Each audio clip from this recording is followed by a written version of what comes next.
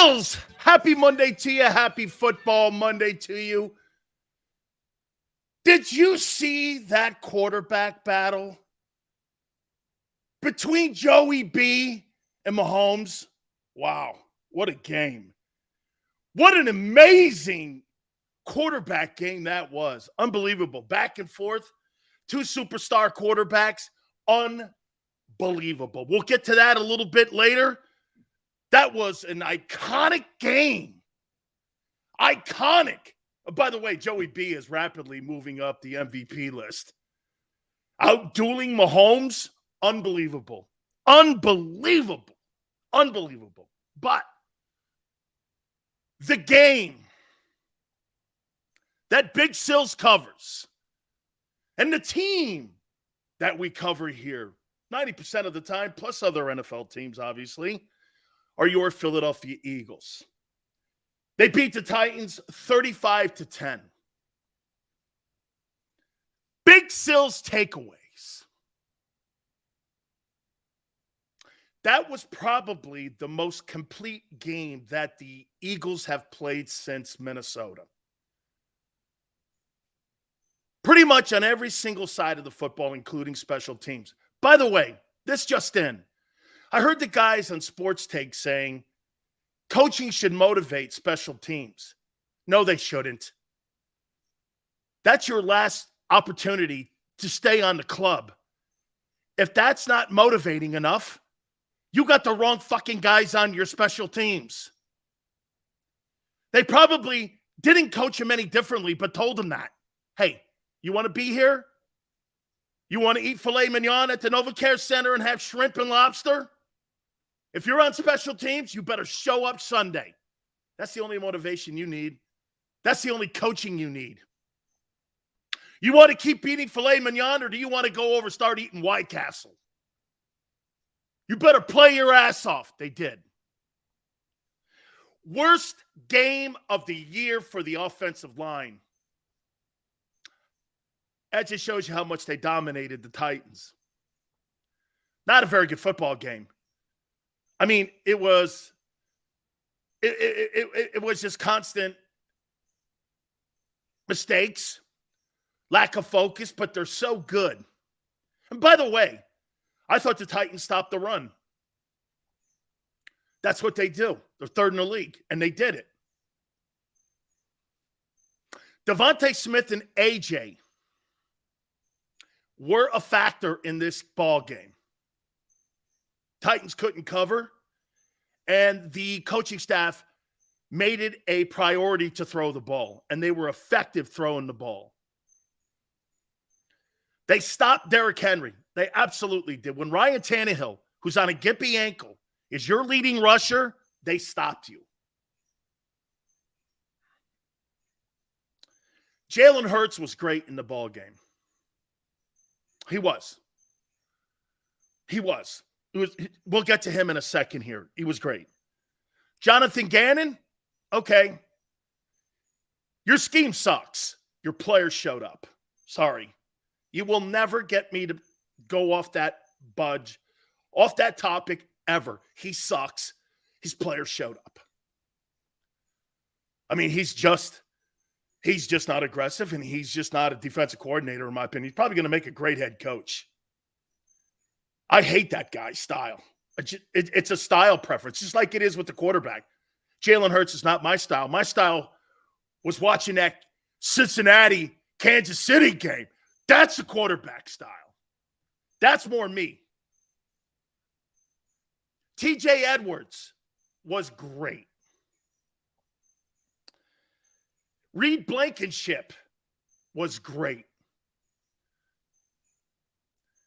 Like I said about your special teams, they absolutely stepped up. By the way, I don't believe that the Eagles are playing better than the Cowboys right now. I think the Cowboys are playing better football. That was a complete performance against a good football team. Not taking anything away from it, I think Dallas is playing better.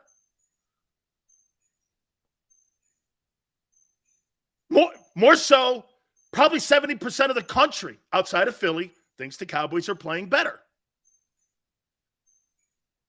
They played really well yesterday. I'm talking Eagles. It was a complete ball game. And they dominated them. Mike Vrabel and them had no answers. By the numbers now. To even more so show the point of domination here. First downs, 26-11. 11 first downs in an NFL game. If you're the Titans, you had no chance to win that football game against Tennessee with 11 first downs. Absolutely no way you were going to win that game. Cowboys are playing better. Sorry, I mean, you beat the Cooper Rush Cowboys, not the Dak Prescott Cowboys. They look pretty damn good with Dak. Dak is back. Oh, yeah. That Cowboy team looks awesome. Third down didn't need to be a really concern in this game because they dominated at the point of attack the entire ball game. Total yards, 453. Outstanding. Especially since the majority of this came through the air. And the week previous, 363 rushing. It's pretty remarkable on how versatile the Eagle offense is. And I'll say this to you about this. This is the one dynamic that makes Philly completely special. You know what that is? Is that they, without a doubt, are the most versatile team in the league. More so than Kansas City, more so than Buffalo. I mean, they really can beat you on the ground and also in the air, and they did it in consecutive weeks. Oh, by the way, how about that Cowboy team dismantling that Colts team that you guys limped around for 4 quarters with? They crushed that team. They put a 50 burger on them. Woo! Would they put 40 on the Vikings too? Cowboys are playing better ball than you.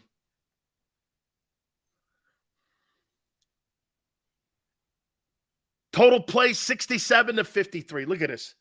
They held the Titans to 53 plays and 11 first downs. Complete domination. Held the Eagles to 87 yards rushing. Didn't really need to when you're making plays through the air. Titans had 67. Like I said, Tannehill was the leading rusher. Crazy. Penalties. Maybe if you didn't spend so much time on your Christmas album, maybe some of these penalties and some of the focus on your football team would be a little better, but I know there was a Christmas album that they had to get out.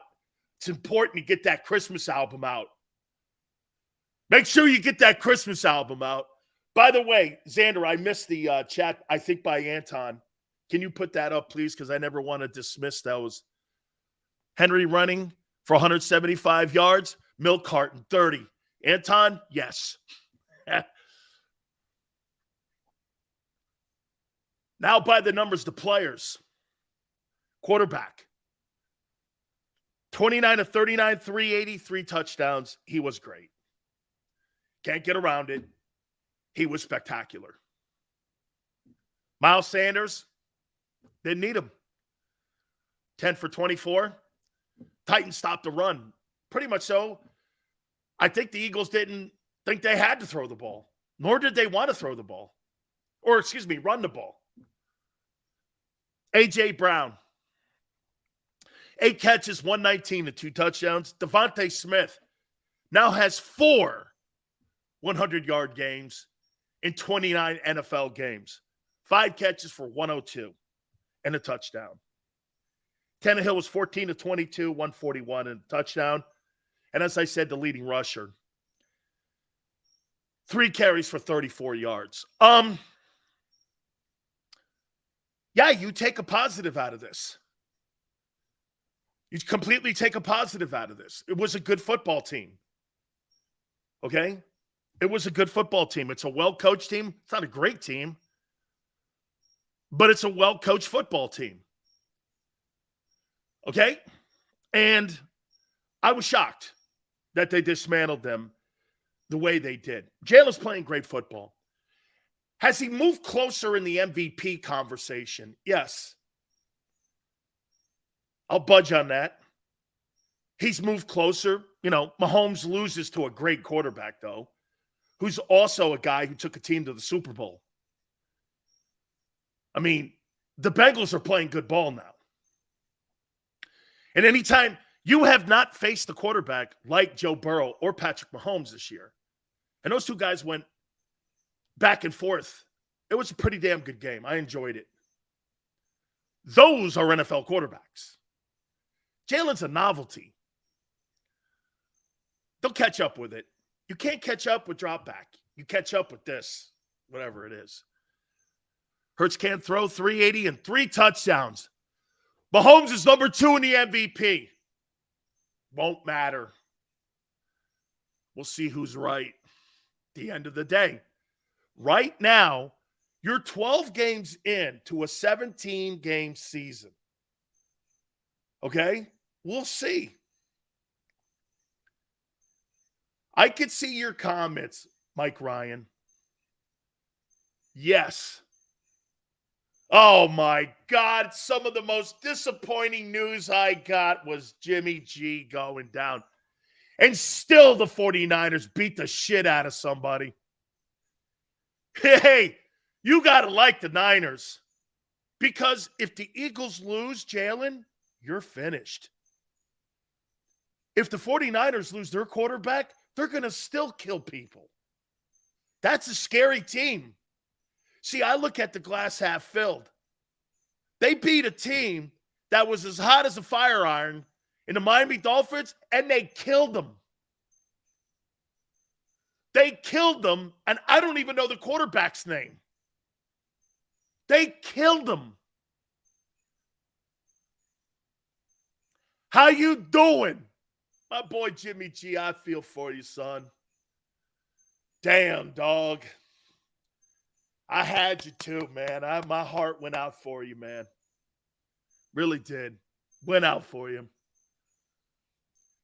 How about them Cowboys, though? Boy, are they playing some great, great ball. Holy cow. The Cowboys and Dak, Christmas Eve. Holy shit. Is that going to be a great football game? Derrick Henry, 20 carries, 30 yards. Guys did a great job on him. Guys did a great job. Way to go. Malcolm, way to point it out. Jimmy G, damn. Eagles are going to run the Cowboys. I don't think, why? You didn't run the Colts over. They put a 50 burger on them last night. I think the Cowboys are playing better ball than you. I think they're playing better ball. Great record, though. I'm going to tell you this to you, too. I thought about this before we came on. This is shaping up to be either the greatest year in the history of Philadelphia Eagle football or the biggest disappointment in the history of Philadelphia Eagle football.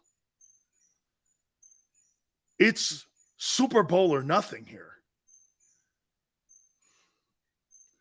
You either win it or this will be the biggest disaster in the history of the franchise.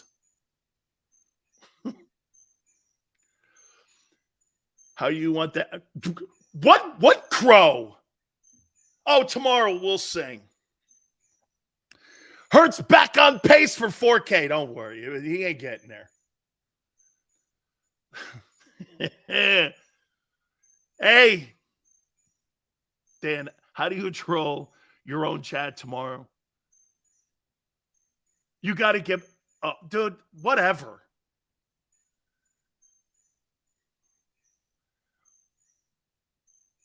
Tomorrow we sing. 4 o'clock Eastern time, we sing. Hassan Reddick did get off the bus. I thought they did a nice job in pass rushing, too. I really do. I think they did a great job in pass rushing. He's going to get 4K? Nah. Leave it to Spills to spend 15 minutes on BS without saying he was wrong. Well, you guys showed up and you won against a good team. You guys said you're the best team in the league. Okay. I thought the Titans would win the game. They showed up and beat a good team. Well, that's what usually good teams do. Why do you sound so surprised? See, that's probably more so my problem. Good teams don't sit here on a Monday going, can you believe what we saw? When you watch good football teams, it's expected to win games. Check this out on a Monday here. I'm disappointed, and I'm sure everybody in Alabama is disappointed they're not in the Final Four. Because I guarantee you this, they set that up for that college football playoff. Xander, do you know why they wanted TCU? Because they didn't want Bama to win it again with 2 losses or 3 losses, whatever they got. Bama would have been favored over Michigan. Bama would have been favored over TCU. The only team in the Final Four that they wouldn't have been favored over would have been Georgia. How can you keep a team that you'd be favored? How can you keep a team like Alabama out of the Final Four when you know that they would be favored in Vegas? Okay? How in the world can that go down like that? All right, here. Let me just put it to you this way here. Very good game by Jalen Hurts. Jalen was great. Jalen, I agree with many of you guys out there. I think Jalen Hurts has, without a doubt, I think Jalen has closed the gap with Mahomes, and I think this is really going to be a very interesting stretch run down the finish line here to see who wins the most valuable player award. If I had to pick a guy right now to give my most valuable player award to, do you know what I would do? I don't know right now. I think it's pretty, and especially with the fact that Joey Burrow beat him. So I would sit here and say this honestly to you. As of last week, I would never have given Jalen Hurts my MVP award. Absolutely not. But after watching this past Sunday on what he did to a good Titans defense, and I think not great in the secondary, but I think what he's done all season long, being the versatile player that he is, Jalen Hurts is changing people's mentality and how you see him. There's no other quarterback in the NFL like him, okay? There isn't.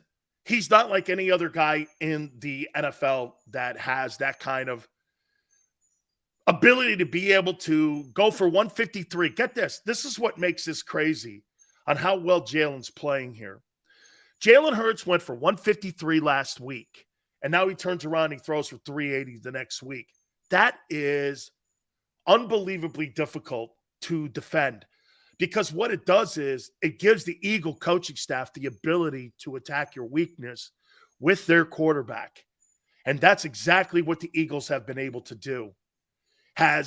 They're like a chameleon. Every single week, they look at, they saw the Titans and they went like this. We're not going to beat that team running the ball. And we're not going to sit here and turn this into a football game that has to be a close game in the second half when we can throw the ball on this team. Finally played a full game. Ken, I think they played their best game since Minnesota, in my opinion. I think they played their best football game. I'm talking the Eagles. That was well coached. I thought Jonathan Gannon, again, is Jonathan Gannon. I thought the players really did a great job. You saw that they were loading up the box, and you saw that they were playing close to the line of scrimmage, not allowing Derrick Henry to get going, and they were going to make Tannehill win that game. And that's exactly what they tried to do. And they knew that they didn't have really anybody but the kid Burks. I don't know if the kid Burks, outside that TD catch he had, I don't know if he came back to the game, but in my opinion, there's no way they were going to beat them with that wide receiving core. Secondary played well. Everybody. Okay? Hurts would have had 450 yards, 4 TDs, and 5 touchdowns. Big Sills, how about that defensive line? Steven, they played really well. And I really thought, too, also, you want to put this in there, there was a Nakobe Dean sighting. I actually didn't think he played bad. I thought he got in there, and I thought he played pretty decently. And I thought he made some plays. He made a couple plays over on the sideline. I thought he really played well. I mean, I think he had about 15 snaps from what I counted. I thought he played well. Jimmy Jinks hurt again.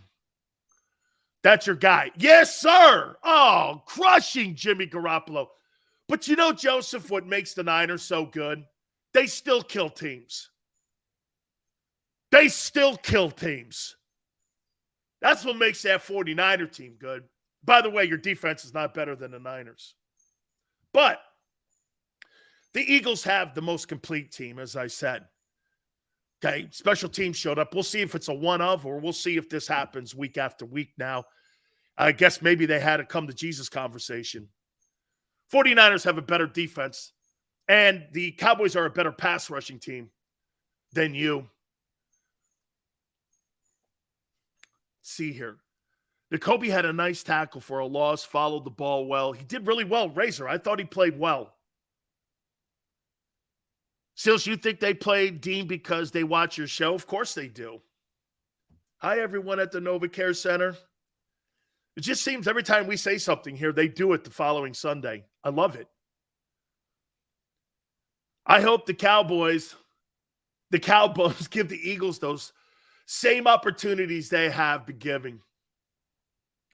Hurts only needs 1,040 yards in 5 games. Never get it.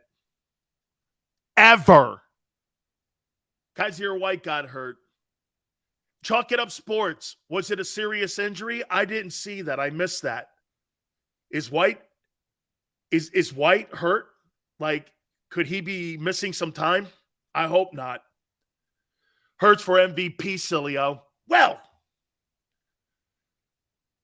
Oh, no, Nick. I'll never lose my credibility because you know why? I have an MVP vote. My vote matters. That's why. It's not stated that it was serious yet. I hope it's not, because Kaiser's really had a great year. I'm sorry if I skipped your super chat. I never miss them, and if we did, we apologize. See, it's moving awful fast here. Eagles. Hey, Sills, you said we have the opportunity. Here we go. Keep bringing the truth, Sills. You're the only one. Ken, thank you. That's all I'm doing here. Hurts only needs 1040 yards for 4K. Never ever happen. Ever. Okay? Jalen's playing great, though. I'll tell you this. Can I make a statement about Jalen Hurts here? Chalk It Up Sports. Mark this day down, December 5th.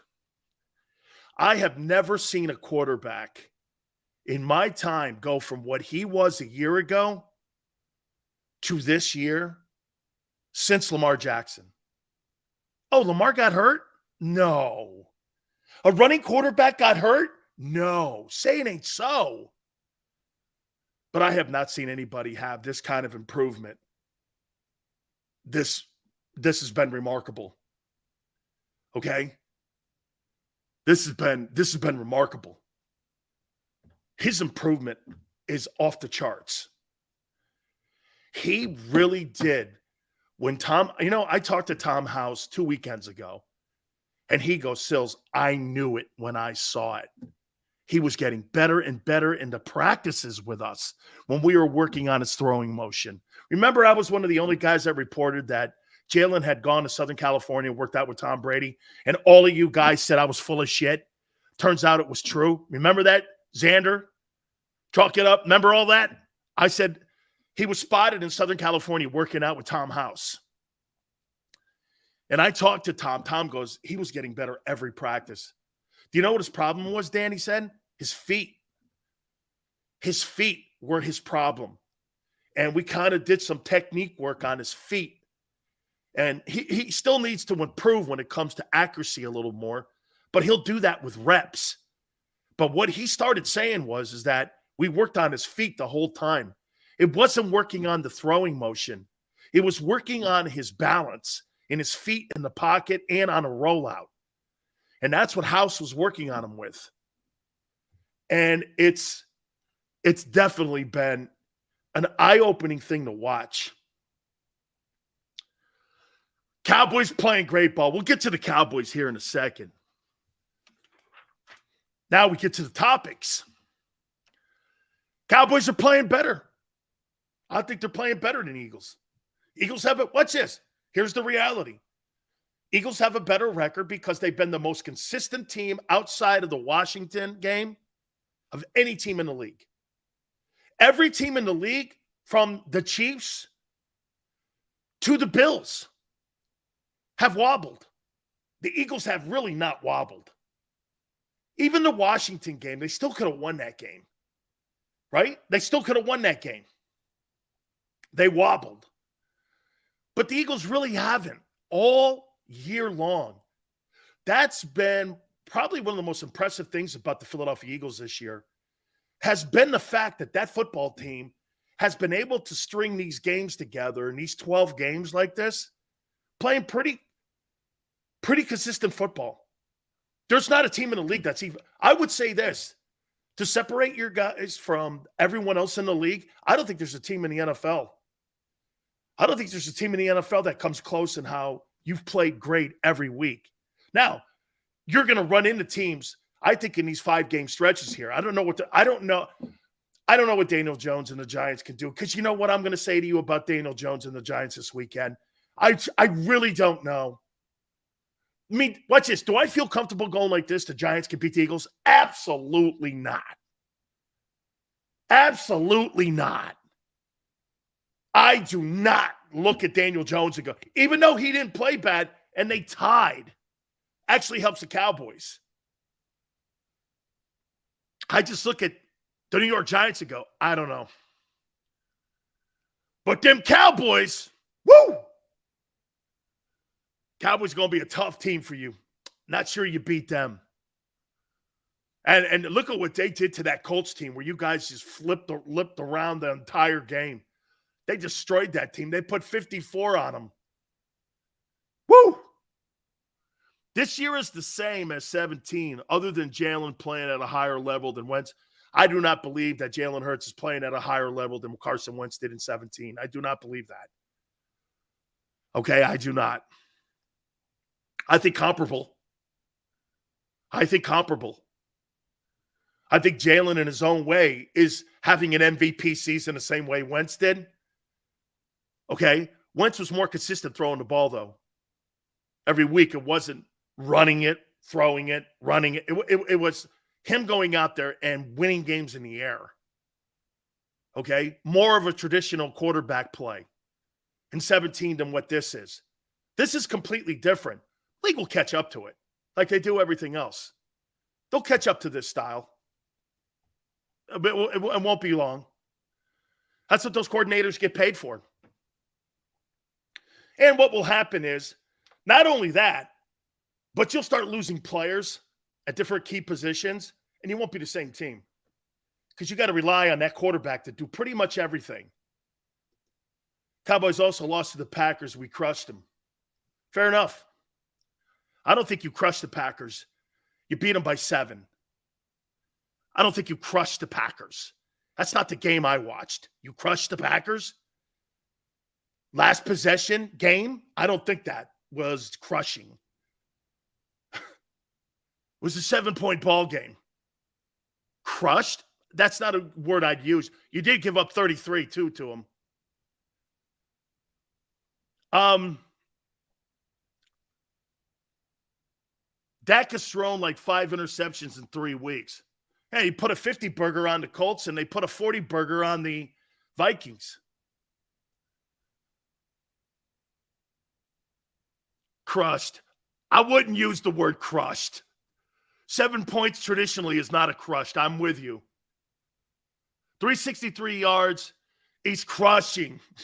Yeah. How about translating that to the scoreboard? That's what I'm talking about. Scoreboard. Who's better than the Eagles? I didn't say the Cowboys are better. I said they're playing better. There's a difference. The Cowboys are playing better. They're not better as a unit, and especially if Goddard gets. I don't know. I don't believe Goddard's going to be back for that game. But there's a conversation at the NovaCare Center that, guess what? C.J. Gardner-Johnson might be back. He might be back for that.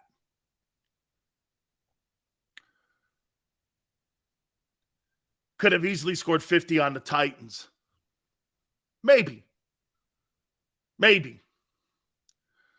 Sil's trying to get one of those Jones Media. I don't even know what Jones Media is. Sil's trying to get, bro, you have me. I don't know what you're talking about.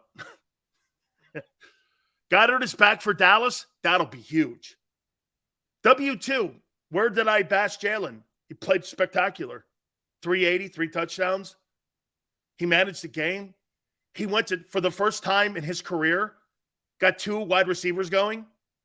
That's the first game in Jalen Hurts' career that he's got 2 wide receivers going at the same time. Congratulations to him. That's why they do listen to the show. Because it's usually one or the other. It's never 2. It was 2 in this game. Very good. Oh, and now Devontae has his 4th. Explain this style. You're insinuating about Jalen look like a drop-back passer, 380 passing yards. Well, he can't do that every week. He won't be able to do that. He doesn't do that every week. He can't. It's not what he does. Hurts was a pocket passer yesterday, not an RPO. Yeah, that's right. But he's not going to sit back there and win games for you consistently. It's not what he does. There's no shame in that. Jalen Hurts is doing something. Jalen Hurts is an MVP, not because of his passing accolades. He's an MVP because he's versatile. You know it and I know it. He's an MVP. Jalen Hurts is an MVP candidate, not because he's a great thrower or a spectacular runner. He's an MVP candidate because he does both at a high level that no one else in the league does right now. And is he smarter than Lamar? Absolutely. Absolutely. Jalen Hurts thinks his way around the football field as good as anybody in the league. I'll put this point out there to you, and I'll make this point about Jalen. I don't know if there's any smarter quarterback out there. I would put him in the conversation with Tom Brady when it comes to how he thinks his way around a game plan. I'm comfortable saying that.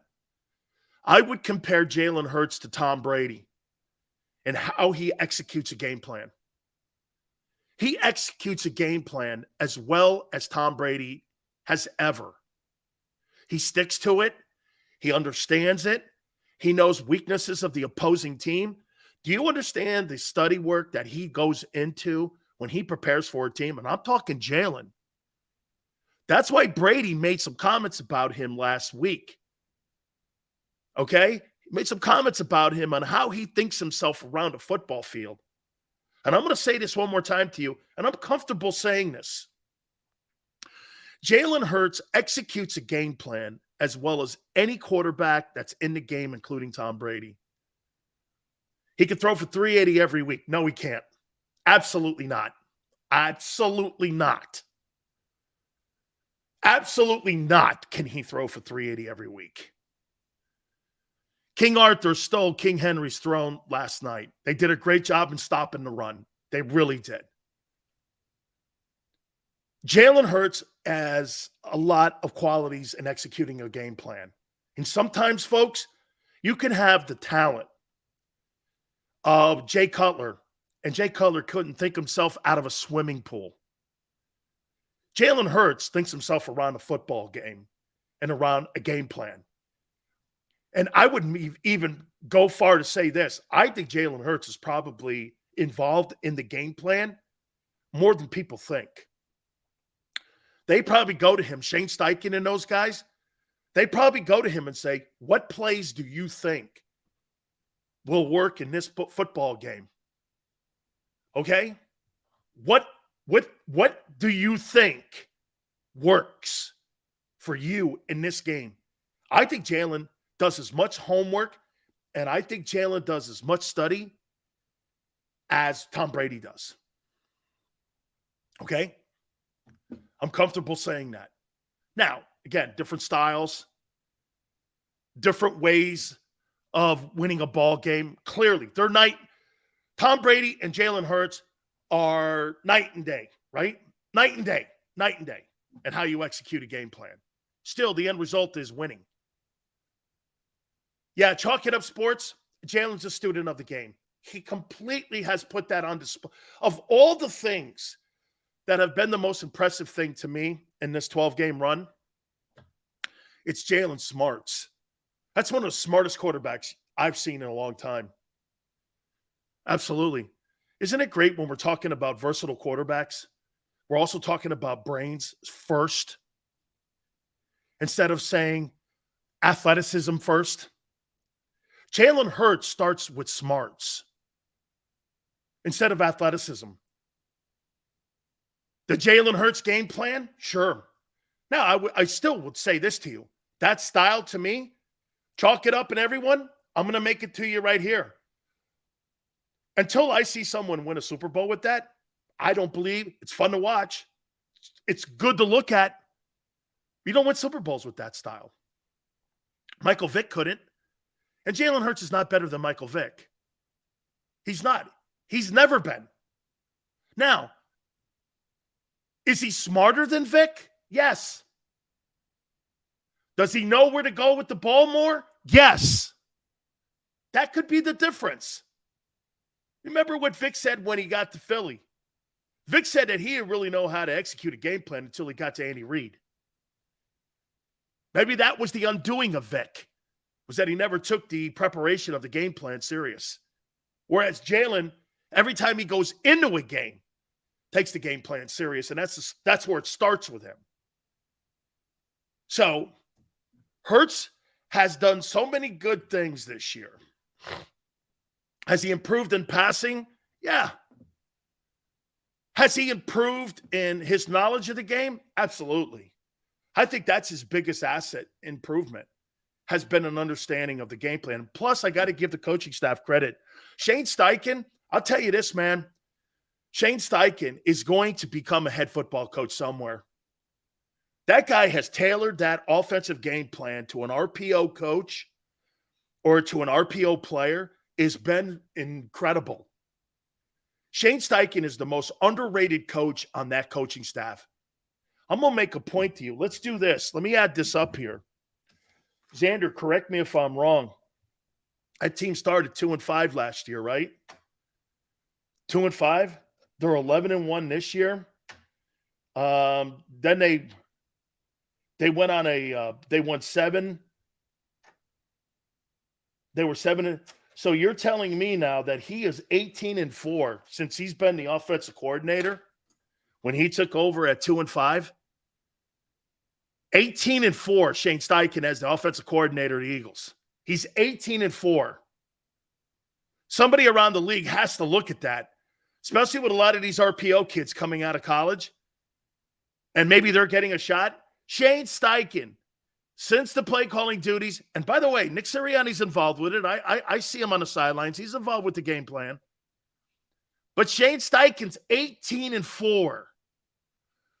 Tailoring an offense around Jalen Hurts' strengths and weaknesses has been freaking maybe one of the most important things. By the way, this just in. Hey, offensive line, maybe if you're not worried about putting out a Christmas album, you'll be more focused and stopping that pre-snap penalties and get your shit together. You're on the cusp of doing something special. Try not to fuck it up. Okay? Don't get distracted. Super Bowl shuffle stuff, there's no, do you really, we'll see. Stay focused, guys. You're on the cusp of doing something great. Don't get distracted with dumb shit. You got an entire offseason for that. You got an entire offseason for that stuff. Christmas album. I know Jeff Stoutland wasn't happy about it. It was reported he wasn't. What are you guys doing here? Guarantee they read the riot act to them today. Pre-snap penalties, the way they did, the holding penalties. I think Lane had 3. Some of you are going like this. Why are you picking on that? Because the little things matter now when you're 11-1. The little things matter. Little things matter now. You're on the cusp of doing something special. Act like it. Act like it. And again, I get it. You want to have a fun time. You want the environment to be fun. I get that. Don't make a habit of being dumb. The Eagle O-line played a dumb game. And get this, they're so good, they still dominated. Not so much in the run game, but they didn't have to. They could have did anything at will. They could have arm wrestled those guys. By the way, Jeffrey Simmons, I thought beat up Jason Kelsey. I thought he beat him up in the run game. How many holding penalties that guy get? 3? I thought Simmons beat him up. He got beat up. Okay, watch the film. Watch the 22. You'll see it. Stood him up. Philly signed Trey Turner. Wow. Whoa, boy, are they. Dave Dombrowski's playing for real. Big Sills, is it fair to say that your belief that the Eagles will win in spite of Jalen rather than because of Jalen was wrong? Bob, they're winning now because of Jalen. Okay? I think that style is limited. Cam Newton, Colin Kaepernick, Michael Vick, Lamar Jackson. I think it's who it is. I think it's what it is. Those guys have never won. Jalen's going to have to break the ceiling and the glass ceiling on this for me to sit there and say that that will work. Every one of these quarterbacks. Again, I watched Joe Burrow versus Patrick Mahomes. It's like watching the SEC versus the Big Ten when I watch an Eagle game. When I watch the Eagles, it's like watching Michigan. When I watch Patrick Mahomes and I watch those guys play, it's a whole different banana when you're watching them guys play. Steve, I apologize about taking you off topic, but think about the Turner deal. That's incredible. Incredible. Dave Dombrowski, man, is not usually known for that kind of shit, too. And he signed his ass and put him in there. That's incredible. And to me, I still think they need another starter. I'd like to have seen Verlander go there instead, you know? Sills Titans didn't stop the run game. Philly barely attempted the run. Okay, well, no.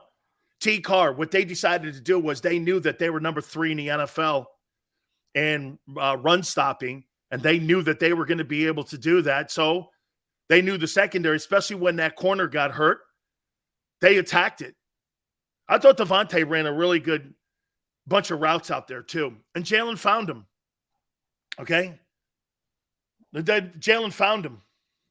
Geno Smith played absolutely fantastic ball yesterday. We'll talk more about that in a little bit as well. Mets signed Verlander today. I saw that too, and I saw DeGrom go somewhere too. Dan, heard an interesting take on TV this morning. Baker Mayfield to the Niners. I think they may claim him, but he's got to go through waivers. And the only reason that he may land in San Francisco, Baker Mayfield, is because the 49ers put a claim in him. Now, remember, if you claim him, you have to pick up the current contract. The Browns are paying the majority of it, and Carolina's paying the other half of it. So it would be prorated out. But I do think if he lands in the position where the 49ers are, Niners might pick him up and put him in the position to be the quarterback there in San Francisco. What do I think he would bring? I don't know what he would bring to the table there, too. DeGrom to the Rangers. That's right. That's what it is. Hey, you go to Texas, tax-free state. You don't have to worry about income tax. Probably one of the reasons also that he went there. Rangers are notorious for paying deals like this. Hurts is becoming a better passer. He is. And he studies the game more than any of those quarterbacks you mentioned. Can you see it? K. Robinson, I surely do.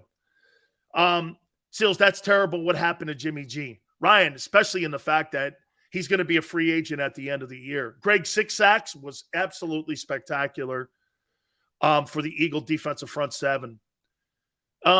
Eagles are Big Ten. What's Dallas? Southeastern Conference. The quarterback played in the SEC. He plays like it too.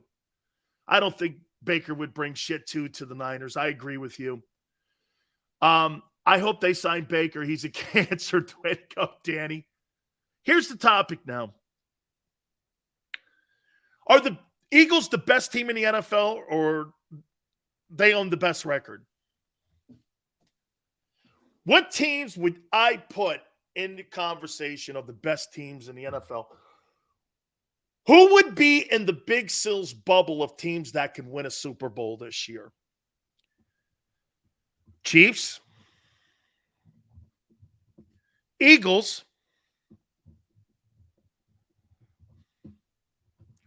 how about this? I'll rephrase that because I said I don't believe you can win a Super Bowl with that style that Hurts has.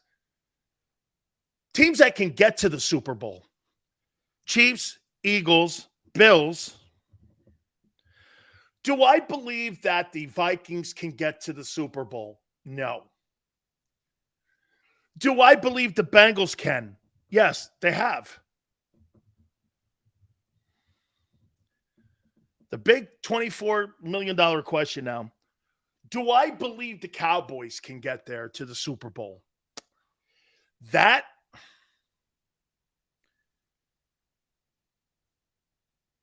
I don't know right now. What would make me think this year would be, and you know what? If I'm being fair to you guys, okay, and I'm being fair, when I say that Jalen's style is something, again, it's a preference. It's a style preference thing here, okay? If I'm saying that, how can I sit here and go like this on a Monday? Yeah, I think the Cowboys can win a Super Bowl when every single December and every single year, that football team lays an egg and blows a gasket in the opening round. Okay? Why did Jimmy G get hurt? He's a pocket passer. Because he had his ankle stepped on. He broke his foot. Happens. Okay? We're not talking about taking hits. He broke his foot. People break their foot. I don't know. You're right, guy. Carrying the ball 30, 40 times in a couple weeks. You're right. There's no chance he'll get hurt like Lamar Jackson. Well, Lamar got hurt in the pocket. Lamar got hurt in the pocket for the things that I told you about last week. Remember I told you this? Watch this. Whether you're in the pocket, outside the pocket, the nail's going to break. You keep getting hit, it keeps getting weak. It keeps getting weak. It keeps getting weak. It keeps getting weak. It keeps getting weak. It keeps getting weak. In the pocket, out of the pocket. Doesn't matter. The more you get hit, the weaker you become. Have you ever seen a freaking boxing match? How many times have you seen guys get knocked out with lesser punches and you go, how'd he get knocked out? Because he'd been beat up for 10 rounds. Doesn't matter. In the pocket. Shows me the ignorance sometimes of people and how you watch a ball game. And I don't understand what it goes into playing a position. It's about the pounding. You could have a gratuitous out-of-the-pocket sprint out, get hit barely, and get this, get a concussion. You know why? Because Tua's had 10 of them. It's about the consistent pounding in the sport. Get a clue. Get a clue. You guys think these guys roll into these games healthy? There's not a play. You think Jalen's healthy right now? How many people think Jalen's probably at 85% right now? That's every guy. What do you think Dickerson is right now in the season? 75? Mulata's playing 75% all year. Half these guys, there's not a guy on the field playing at 100%. Every time I see people post that shit on my Twitter, I laugh at you. There's not a player today playing in the NFL after 12 weeks that's 100% healthy. Get a clue. Yeah, Ken, 75% is full health today. No one is fully healthy. Completely. Right, 75% is fully healthy. But the consistent pounding is what I'm talking about. How many times have you seen guys, like I said, get hit, and they get hit, and all of a sudden you're like, holy cow, man, that guy went down with that? Well, it was about the 70 other hits that he had. Constantly getting banged up. Terrence, I saw that Cowboy 54 spot. So here, and by the way, I can't say the Cowboys can win the Super Bowl because you know why? I got to do the same thing that I do with Jalen Hurts and his style of play. I haven't seen anybody win the Super Bowl with that style of play. So I'm not going to sit there and say they can win it, but do I think they can get there? I predicted Bills and Eagles. I'm still sticking to it. But when someone asks me, Dan, do you think the Dallas Cowboys can get to Glendale? I'm going to have to say this today on December 5th. No. Some would go, but they're playing great ball. You just said it. They are. But for whatever reason, they get into the postseason and they lay a colossal egg. That's who they are. It's what they've been for 30 years. Until they prove it differently and they win significant games in the... How many postseason wins does Tony Romo and Dak Prescott have combined? 2? That's 20-some-odd years of football. Why would I change today and go, well, the Cowboys can win the Super Bowl? Why would anybody in their right mind say that? Dallas fans, they love their team, but they're delusional. You've got to do something like Jalen Hurts is doing to change a narrative on a style or on a situation. The Eagles can win a Super Bowl. You know why? Because there's guys in that locker room that have. And I'll tell you what, the style that Jalen has, I may not be a fan of, but I'll tell you what I'm really a fan of his, on the way he approaches the game and his smarts to the game. That's what I'm a fan of. Hurts is one of the smartest quarterbacks I've seen in a long time. Jalen's a really smart guy, man. His smarts are carrying him afar. Like Brady. Watch this. Aaron Rodgers is by far a better talented quarterback than Tom Brady. But who's a smarter quarterback? Well, the evidence is in the results. Brady was 10 times the quarterback that Aaron Rodgers was. His production proves that. His resume proves that. But Rodgers was more skilled at throwing the ball. And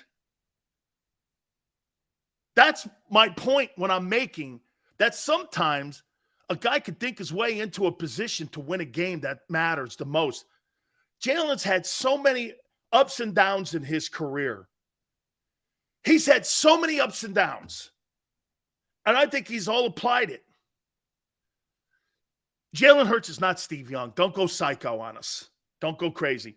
When Young retired, Young was the most proficient and most accurate passer in the history of the league, percentage-wise. He's not going to be that guy. Okay? Well, you could say the same thing you could say about the Eagles are not playing anybody either. So, okay.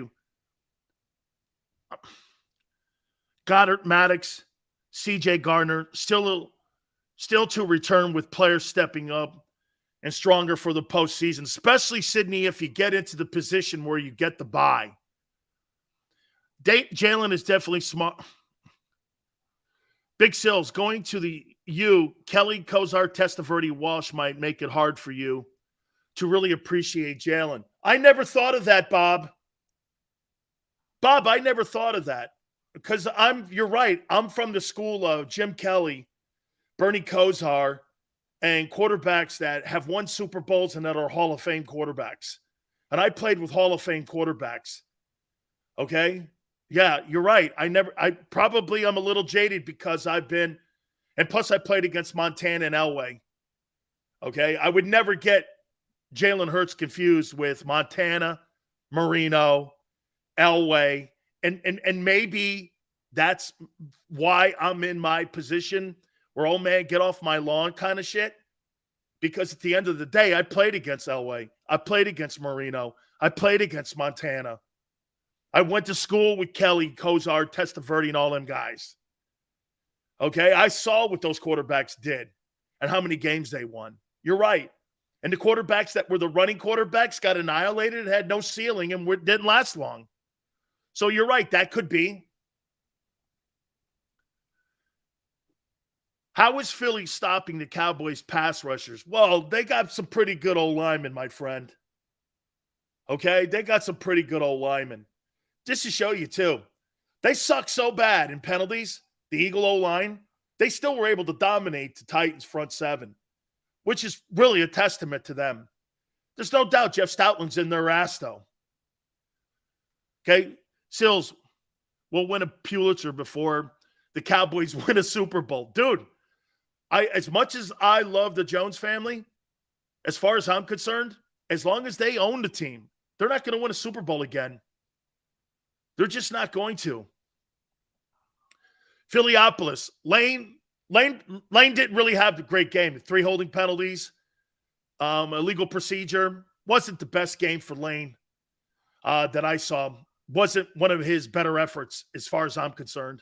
And I thought Kelsey got stood up by Jeffrey Simmons a couple times in that game too. See, this is where you'll hear it versus other places where everyone else is waving pom-poms. I told you exactly what I watched on Sunday. Jalen Hurts was absolutely wonderful. The defense played great. I thought the front 7 had probably one of their better games of the year. Okay? I thought the coaching was better. And I think the special teams got their asses read a riot. I don't think there was any coaching difference. I think they told them, you're either going to do it, we're going to get people in here that will. Because I'll grab a guy off the street to have the same shitty effort like they had against Green Bay. You could grab anybody out of a phone booth and put them out there if you're going to put that effort out there. I don't think there was any coaching different. I don't think anybody said anything differently when it came to techniques and special teams. I think they told those guys, hey, either play.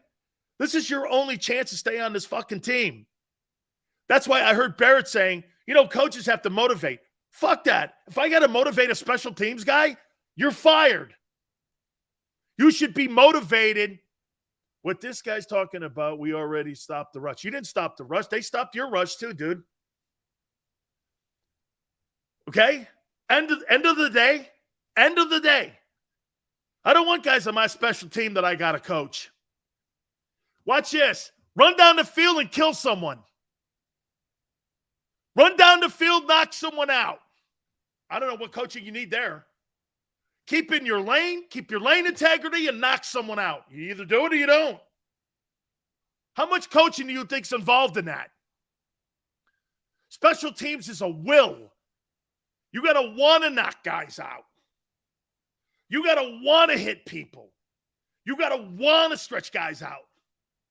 I got to coach you to do that. Wrong people on my special teams. Hit like you know. Dude, what other thing do you need? And I think that's what they did. I think they told those guys that. No, they stopped the rush. Jesus, Mike. English, okay? Try going back to school, kid. You didn't get 100 yards rushing. They threw the ball. You weren't going to run 100 yards on the Titans, and the Eagle coaching staff knew that. They stopped the run. End of the story. How many yards you have? 87. You didn't get 100 yards. They stopped the run. Oh, I know. Well, we didn't feel like running. Okay, because they knew you weren't going to run the ball. They knew they were susceptible to the passing game because the secondary with the Titans is thin.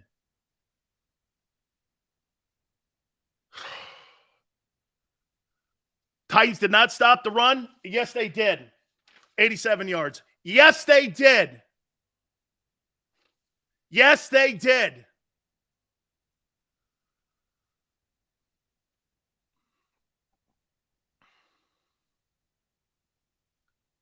You could take what they, right. K. Robinson, that's exactly what they did. They knew that the Titans were weak in the secondary, and they attacked it. That's the beautiful thing that I'm saying to you about what the offense has been in the last 2 weeks. Let's look at that. You guys are looking at 60 minutes of football. I'm looking at 120 minutes of football. Last week, you went for 153 with your quarterback. This week, you went for 380. Jesus Christ. Do you know how hard that is to defend? Do you know how hard that is to defend? They didn't stop the run. Well, we'll never know, will we? You're under 100 yards. I'll say they stopped the run. You can fantasize about it.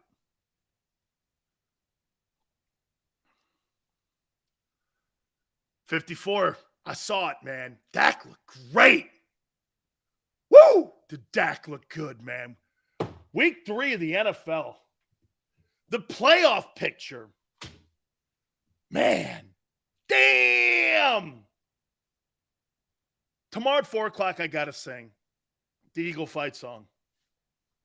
By the way, Big Sills has only bet against you twice this year. Vikings in this game. And by the way, the Giants, I don't know. Okay? I don't know.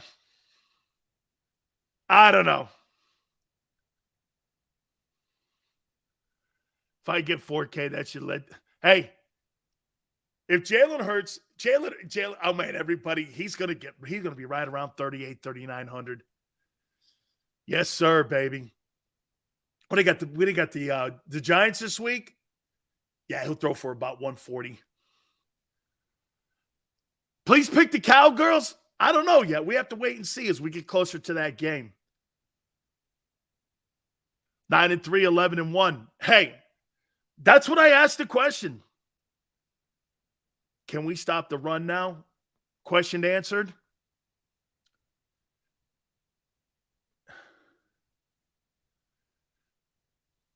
Yeah. It's been 3 games. You weren't superstars against the Packers, but yeah. And then the week previous that, and then this. Yeah. Yeah, Anton, it's 3 games. That's a trend. It's 3 games. That's a trend. Yeah. It's not a one-off. I'll tell you one thing too, for sure. Are you guys buying this with me? Is it me, or is Fletcher Cox played a little bit better since Dominic Sue showed up? I mean, hey, is it me? You think that Dominic Sue's kind of like sparked Fletcher a little bit? You think he sparked him a bit? Only thing, JM, I've been wrong on is 2-4, baby. Oh, this is shaping up. I got another topic too, and plus the playoff picture here. Holy cow. This is shaping up to be an incredible season for the Eagles. You're 12 games in. This take, it's all or nothing. Hit the like button. Hour 2, Gary Cobb, Fox 29 at the bottom of the hour, 4:30 Eastern. Keep it here on the National Football Show.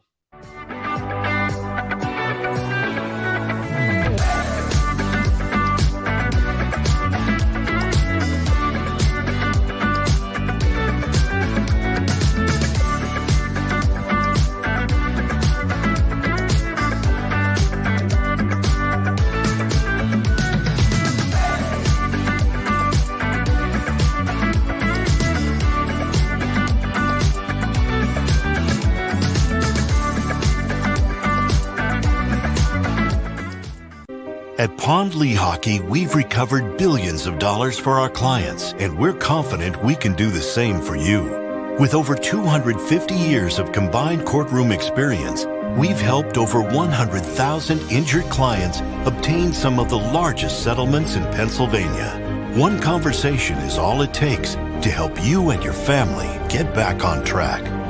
If you've been injured in an accident, give Pond Lehocky a call.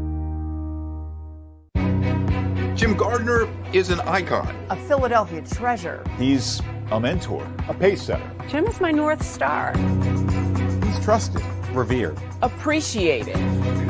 He is Action News. He's compassionate. Honest. And fair. He is extremely dedicated. Motivated. And always seeking the truth. He's also funny. We are a team of many. Jim Gardner is our leader, and we're lucky to have him. Go passionately. Go fearlessly. Go confidently. Go Birds! Go confidently towards your goals with First Trust, Philly's hometown bank for nearly 90 years, and the official bank of the Philadelphia Eagles. We're focused on getting you over the goal line. So go with conviction. Go with trust. Go Birds! And go forward with us by your side. First Trust Bank, the official bank of Philadelphia dreams. Oh, and go Birds.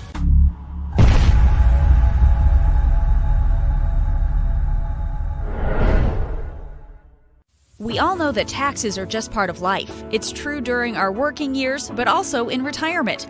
But what you might not know is up to 85% of your Social Security benefits might be taxed.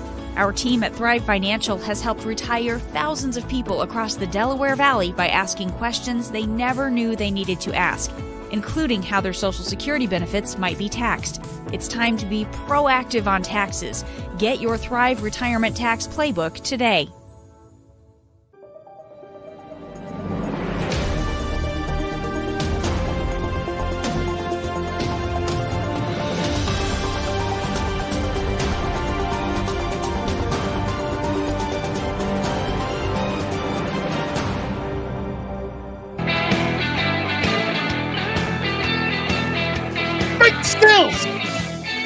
National Football Show. Welcome aboard for truth, justice, and the football way, or the sports way. Now you guys understand why I'm not on radio anymore. Because I'm not a cheerleader. I'm going to tell you the way it is. One more time to reset. The Eagles are the most complete team in the NFL. I don't think it's the second team in there that's even close to you. I do not. I think you can win games throwing the ball and running the ball. I think you're susceptible to losing games if a couple key players go down. Because everything's got to be in sync. You've got to have those wideouts making plays, your tight end, your O-line playing well. Especially your quarterback playing well. And again, Jalen's in uncharted territory. He is in uncharted territory. Nobody wins games that matter with that style. Okay? You don't win. By the way, this is shaping up to be the most disappointing season in the history of the Eagles. Sills, we're 11-1. How is this shaping up to be the most disappointing season in Eagle history? Well, you don't win the Super Bowl? Colossal disaster. 14 free agents. Got to pay your quarterback. You'll never be here again. You got to win it now. You don't have this ungodly Super Bowl window that you think. You haven't built this football team with benchmark players. Who are your 5 core guys right now? Jalen, AJ, Landon Dickerson, Mulata. Nobody on defense. Oh, maybe Jordan Davis. I don't know yet. I got 4. 4 players you drafted.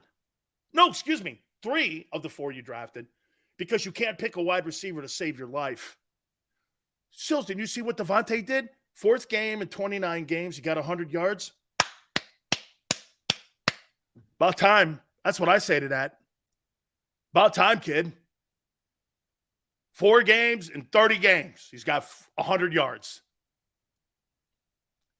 I still don't see a lot of production out of the kid. And I don't know if it's him. I think it's more the scheme. You didn't draft Reddick. It's not a benchmark guy. Building my team around a guy who's been fired 2 other times. Nah, that's not working for me. I need an edge rusher in the draft. That's clearly where they're going to go. You got 14 free agents. Sayamalo gone. Dillard gone. Dillard played great at guard too, by the way. I couldn't believe it. He went in there and I thought Andre Dillard played really well at guard. I feel better than him than Jack Driscoll in there. He looked good, man. He's gone. That guy just put tape on film of him playing guard, and he can play tackle. He is going to get a monster deal in the offseason, Andre Dillard. Bye-bye. I thought Blankenship played well, Sully. I really did. I was like, yeah, okay, yeah. We're not talking about the Cowboys. You know what's funny? Razor goes, Hassan Reddick, 9 sacks. That guy had double-digit sack years, and he was fired in his last 2 stops. I don't know. You're going to franchise tag Dillard for $17 million. I don't think so. Okay. Hey, watch this, Nick. Watch this. You want me to count them? Guys, they're white. TJ Edwards. Fletcher. Hardgrave. CJ. Bradbury. Dillard. Sayamalo. What's the back? Miles Sanders. Shit, I got 1, 2, 3, 4, 5, 6, 7, 8, 9. I got 10 right there. I got 10 right, and you got to address the quarterback. Super Bowl window. You mean porthole. So you just think we don't re-sign anybody? No. Oh, absolutely. I think you'll sign. No, you're right, Dominique. You're going to sign them all. And pay your quarterback $50 million. What a dummy. Got to kind of lay it out there for everyone. You got to win this year and next year. You got a 2-year window like you did in 17. Then Howie's got to clean the mess up again. Because you're going to do the same shit you did then. You're going to pay your quarterback like you paid Wentz. And it'll unravel the same way it did after 17. Maybe Howie learned a little lesson from that disaster that he created himself. He lit his team on fire. And he took the hose, put it out, and rebuilt it himself. He did. Kudos for rebuilding your mess thing. Something. Shit like that.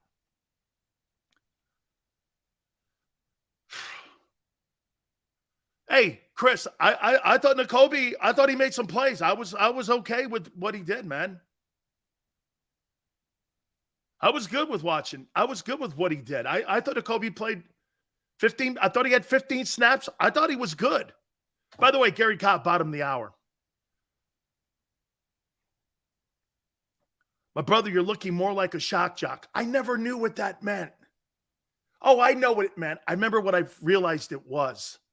Shock jock, anytime somebody says that to me, shock jock, it's because I tell the truth. I realized, because I never do this. Let me write this down. Here, look, I'll show you. Watch this. I'll show you my preparation sheet. Look. Final 4. Bowl predictions. Hurts. Nakobe's. Week 3 of the NFL. Jimmy G hurt. NFL playoff.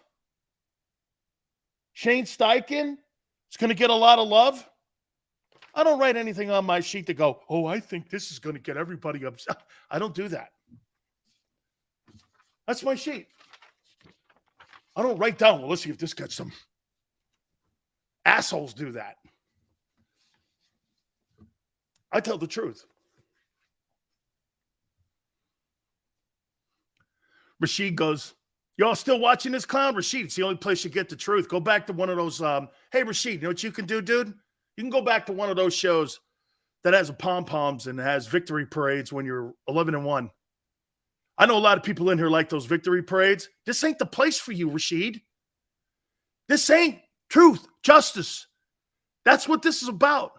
Unafraid. This is not for you, Rashid. My show is not for you because you don't like to hear it. Dude, you're okay. Weird? That's one thing I wouldn't consider myself. Fat? Yeah.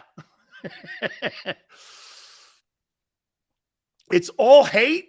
I said Jalen Hurts played exceptional. I said it was the most complete game of the year since Minnesota. I said you beat a good football team. What the fuck do you want me to give you? A Lombardi trophy after 12 weeks? What do you want, Rashid? Tell me what you want after 12 weeks. What have you won? Let me know what you've won. All hate? Where? You had a great football game. You stopped Derrick Henry. What do you want after 12 weeks? Let me know. I'll give it to you. You want a trophy? I'll send you one. What do you want? You want me to tell you that this is the greatest team in the history of the league, that Jalen is the greatest quarterback in Eagle history. He's not. He's not. Rashid, I got something for you. Rashid, here you go, Bubba. Here's your trophy.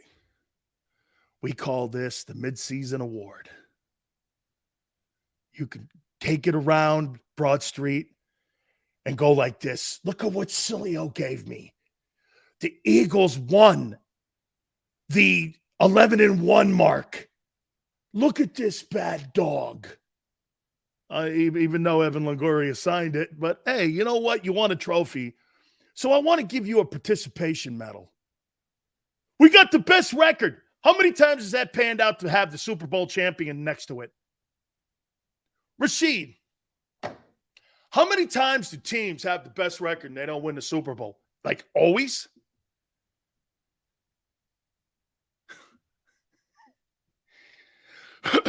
Let's take a look at this.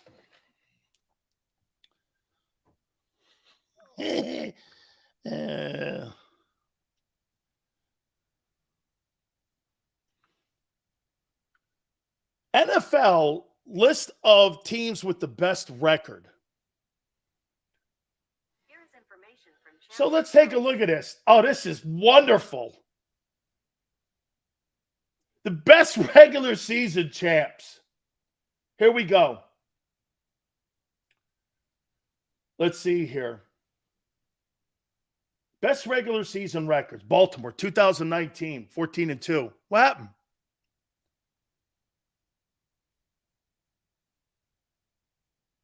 I mean, what happened? Look at the Eagles, man. Look at this. Last year, Packers. How'd they do? Oh, year before that, Packers. How'd they do? Oops.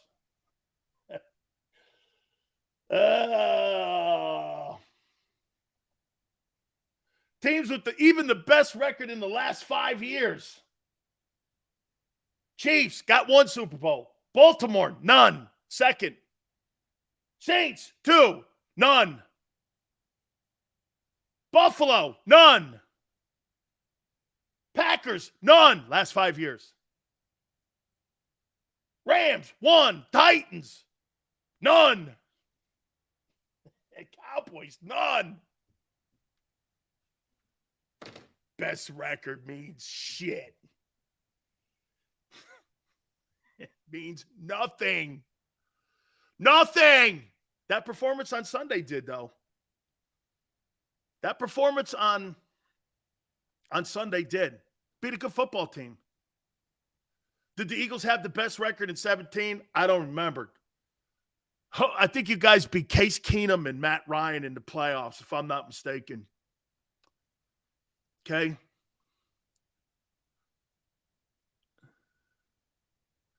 Michael Irvin had an interesting take about paying quarterbacks. Damn, I missed that.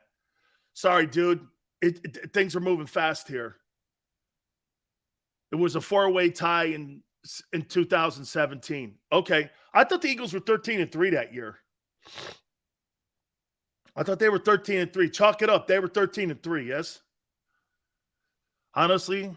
So how do you feel about the Eagles after the game? I missed it earlier. I think they played their most complete game. Philly Sports Wrap. I think they played their most complete game since the Viking game. Okay, thanks. Thanks, Tone. No, we had the best record. No, it was a 3-team tie.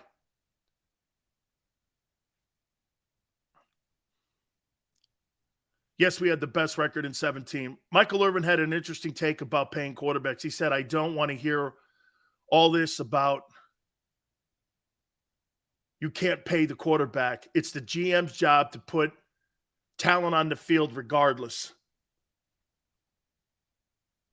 Yeah, I would say this to you about that. Yeah, once you figure out if you have a franchise quarterback or not. That's easy for Mike to say that. I don't want to hear anything about paying franchise quarterbacks and not being able to put people around them. Well, you still got to figure it out. They're trying to figure that. Look at Mike White. Mike White played great in that game against the Vikings, by the way. Mike White would be my starting quarterback moving forward in the Jets. I'm not going back to that idiot, Zach Wilson. I have no interest in that dude. Unless I'm going out on dates, I have no interest in that dude. That guy, Mike White, can play.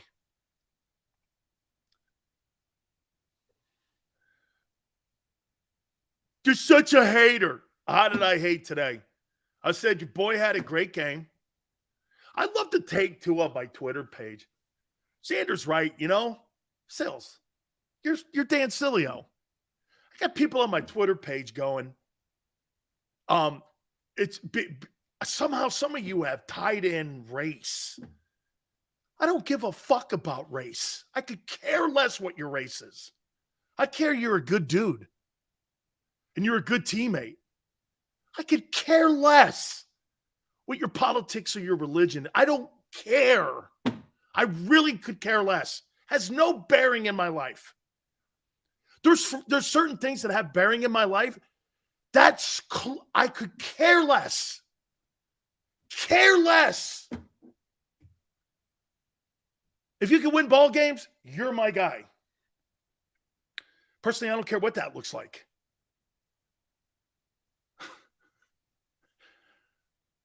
Hurts situation is very similar to Prescott. It is.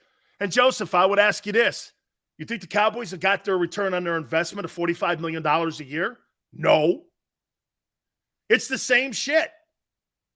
Actually, the Eagles are going to be in the same position as they were with Wentz.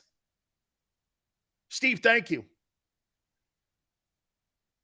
Hurts so good? He is.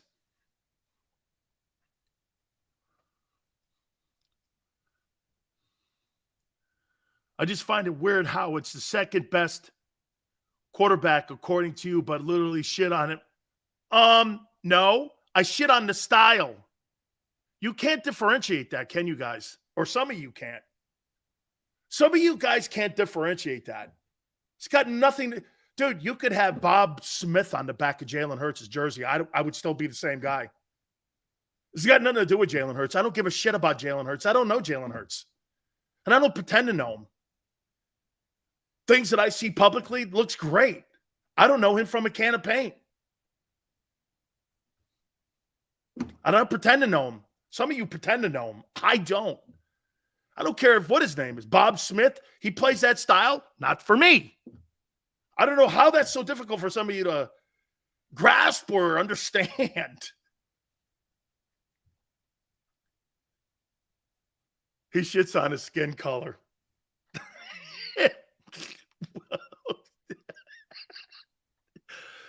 I just laugh at that now.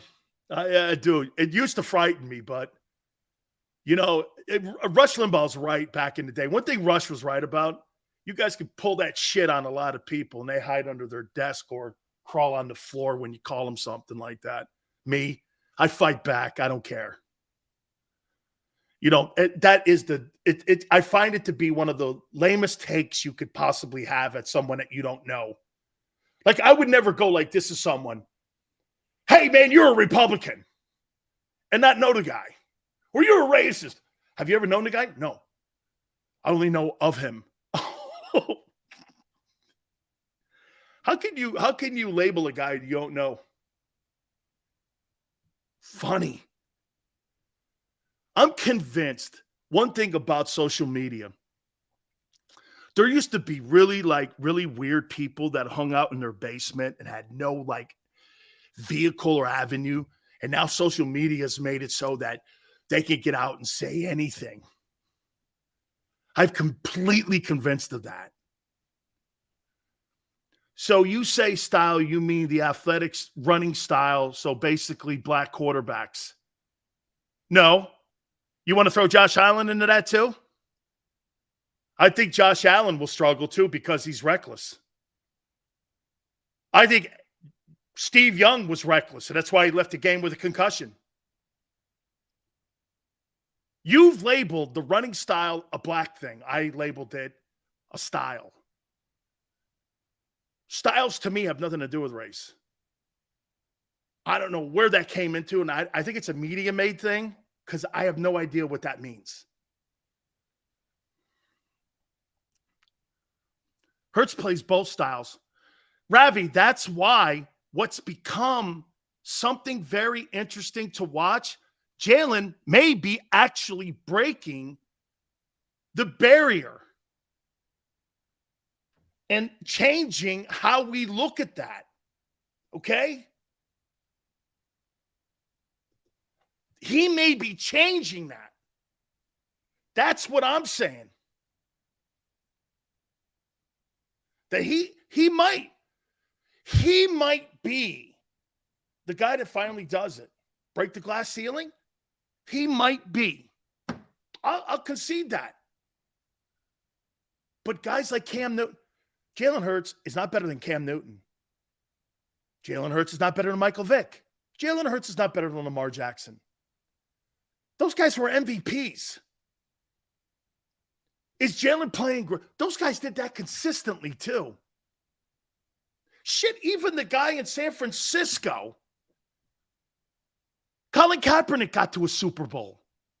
And I thought he played well. That Packer game, threw for 263, ran for 187 in the same game. I thought the guy was amazing.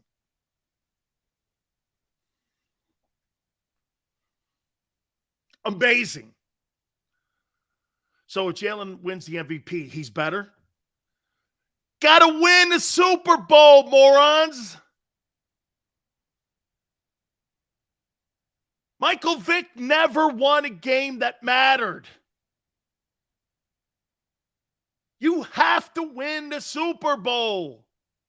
Nobody in their right mind looks at Jalen Hurts in the same breath as Joe Burrow and Patrick Mahomes or Josh Allen. Nobody. Only the people in Philly. You're the only ones. You're the only ones. Super Bowl or bust for Hurts? Could be.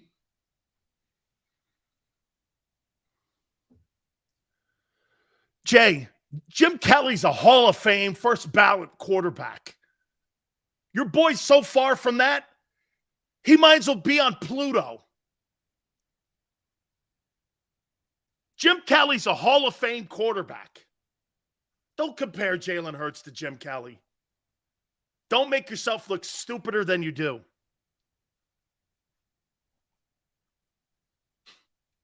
Jim Kelly, Jalen Hurts. I don't think so. And that guy ran the K-gun. That guy ran the K-gun. Guy had Hall of Famers everywhere, too. By the way, you'll never see in the history of the league, I know a lot of you guys will look at Kelly and go, well, he didn't win a Super Bowl. But they did do something you'll never see ever again in the history of the National Football League. A team win 4 straight conference championships. You will never see that again in the history of the league.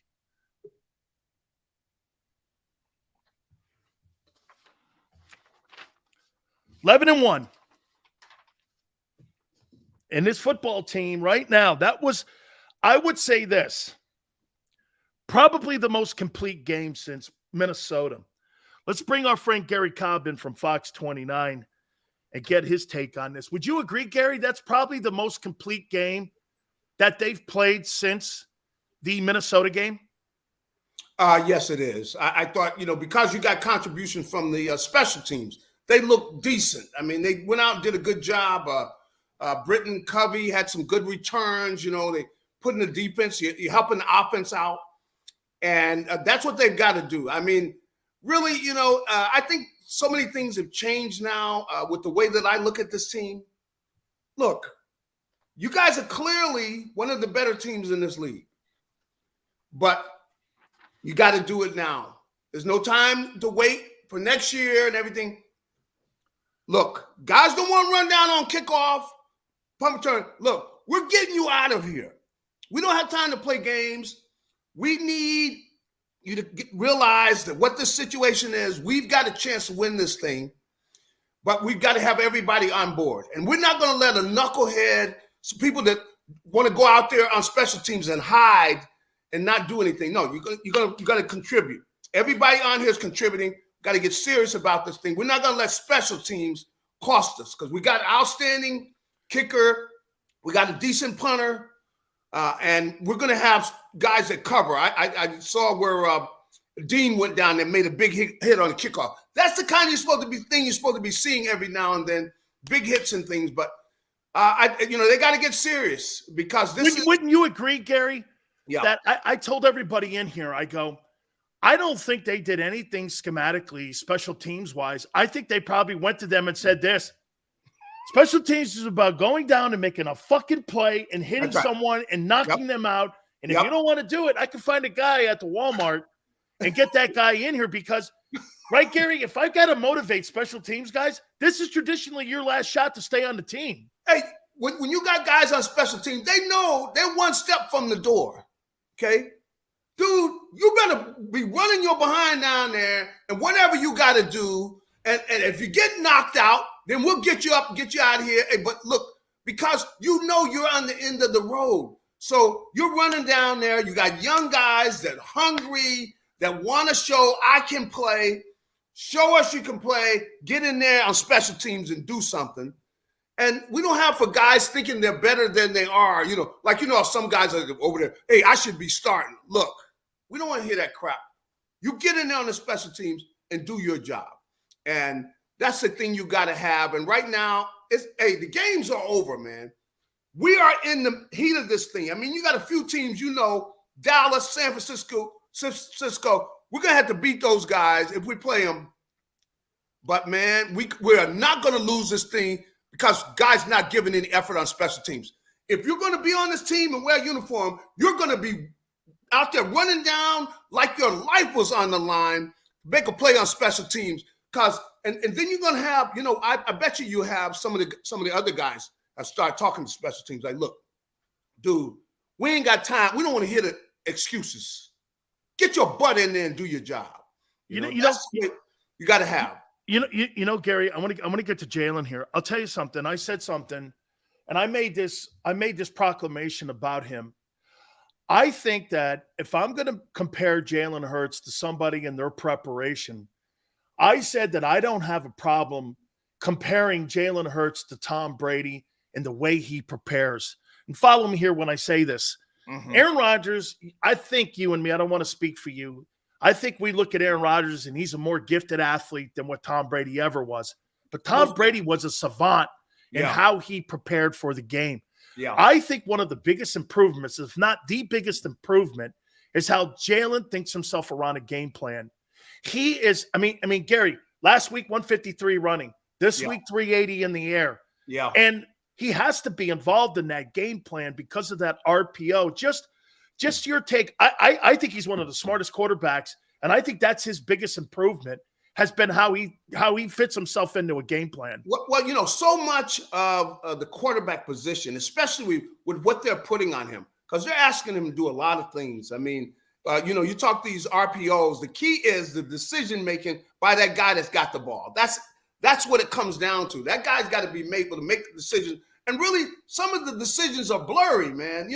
Where a guy can be coming on an angle, and should you keep the ball? Should you not? Now, sometimes you're going to be wrong. But the thing that he is able to do is he's been making clear decisions, crisp decisions with the football. When he throws it, he's been making distinct decisions, decisive. Confident. And I think the guys are gleaning that off of him, that in the huddle, man, look, I got this. And it's not easy to do because I said he's doing all these RPOs, which are decisions, which normally a lot of times quarterback doesn't have to make those decisions with the running game. But he's got to make all those decisions with the running game and, of course, in the passing game. Now, he is fortunate that he's got some receivers, especially like with AJ, where you can put a ball up. He's one-on-one. I feel confident putting that ball up. I know they're not going to get the ball, and good chance that we're going to get it. That's a positive, and Devontae's been able to do that as well. So that's a plus. But still, he's been very good when it comes to making decisions. He's been crisp about it. He's been a very cool customer. Late in some games, and in the games that they won, he has been. I don't think you could expect that he was going to make this type of progress so soon. It's amazing. I can't believe Gary, would you make the same comparison on Hurts' involvement and him evolving? It was almost like when we watched Lamar, when Lamar got the job from Joe Flacco. I was like this, Gary. They played a playoff game against the Chargers. I said, this guy here might be out of the league in 5 years. He comes back the next year, he's the MVP of the league. And they win all them ball games. I had never seen a quarterback with that kind of improvement. But Gary, you and I, we played against the Montanas and the Marinos and all those dudes. I'd still suspect on this style of play winning a game. Am I wrong, or Gary, are we just that old guy get off our lawn, dude? I've been voicing some of that too, because hey, that if you got Jalen running with that football and you got design plays, all it takes is a guy in a huddle with a knee, ankle, whatever. Look at Lamar, he's hurt. Come on. It happens so quick and you got so much on the line. That's why I'm not crazy about it, especially when you got an offensive line where, look, we brought you guys, put you together. You guys are fist fighters. We're going to come in here and we're going to knock these guys off the ball. We're running the ball. But to ask Jalen to do it, and I understand that, with his ability to run, it is an X factor. But the thing is, it can always come back and bite you. That's why I love it when he's throwing from the pocket, get the ball out of your hands. If he's going to run, he's running out in open space, and anybody comes near you, get on the ground, because look at what's on the line now. Like I said, everything's a lot more serious. Oh, yeah. So, come on. You got a chance to win this thing, you guys. Those pre-snap penalties, Gary, yeah, got to clean that shit up, dude. Got to clean that up, man. And they got to realize what's on the line. Right now, this is not about, so many years where you're going through the motions. Look, 11-1. There's a good chance you're going to be hosting this thing. If we do what we got to do, we can win this whole thing. And that's the way, that's where we're at. They're not going to be talking about that because they got to look at the detail and everything. But the coaches got to start looking ahead, and they're looking at, look, we're already looking at film, looking at the Cowboys. We're looking at San Francisco. We got to know these are the guys we're going to ultimately have to beat. Gary, do you think the Eagles are playing better football right now than the Cowboys? Are they playing better? This last game was as good as anybody's playing in the NFL. They did put a 54 burger on Indianapolis. That's why I wasn't so quick to say, they're definitely, because Dallas is playing. You can't help but look over there and say, man, and in San Francisco too. I know they got a quarterback hurt and everything, but they're gonna have a fight on their hands. Both of those teams, because they got the boys up front. They're tough. They play physical football. And I think the 49ers have a better defense than the Eagles. That kid Nick Bosa and that Fred Warner and that group they have, they may be a little bit lesser in the secondary to the Eagles. The Eagles probably have them in the corners. But, Gary, the edge rushers, San Francisco, man, that front four, I think it's better, and I think their linebacking core is better. Hey, the way they got after Tua, and Bosa was punished him. Goodness, he's coming again, man. It's just coming. It's going to be fun. I'm looking forward to when they play these guys, man. But, I can't say that I've watched them enough, but, man, they're good, man. Gary, they're good. How well, hey, were you impressed with Reed Blankenship and how he played?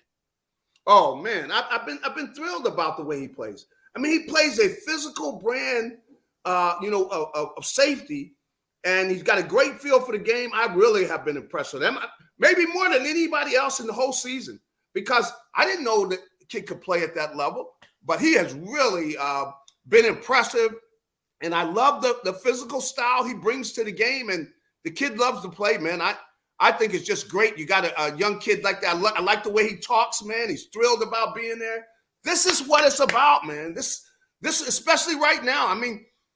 earlier people could talk and stuff. Look, right now, they have got a shot at this thing and everything. They got to pull out all the stops and they got to go after it because, they got a bunch of quality players on the team and they got to play their best football. Now, I was impressed. That was definitely an outstanding effort against the Titans. We got to see that type of football where everybody's doing their job. And doggone these special teams, you're running down there and kickoff. We talked about it all year and laughed. It ain't nothing to laugh about anymore. You better do your job. We better not give up a kickoff or a punt that beats us, that costs us. We're not tolerating that.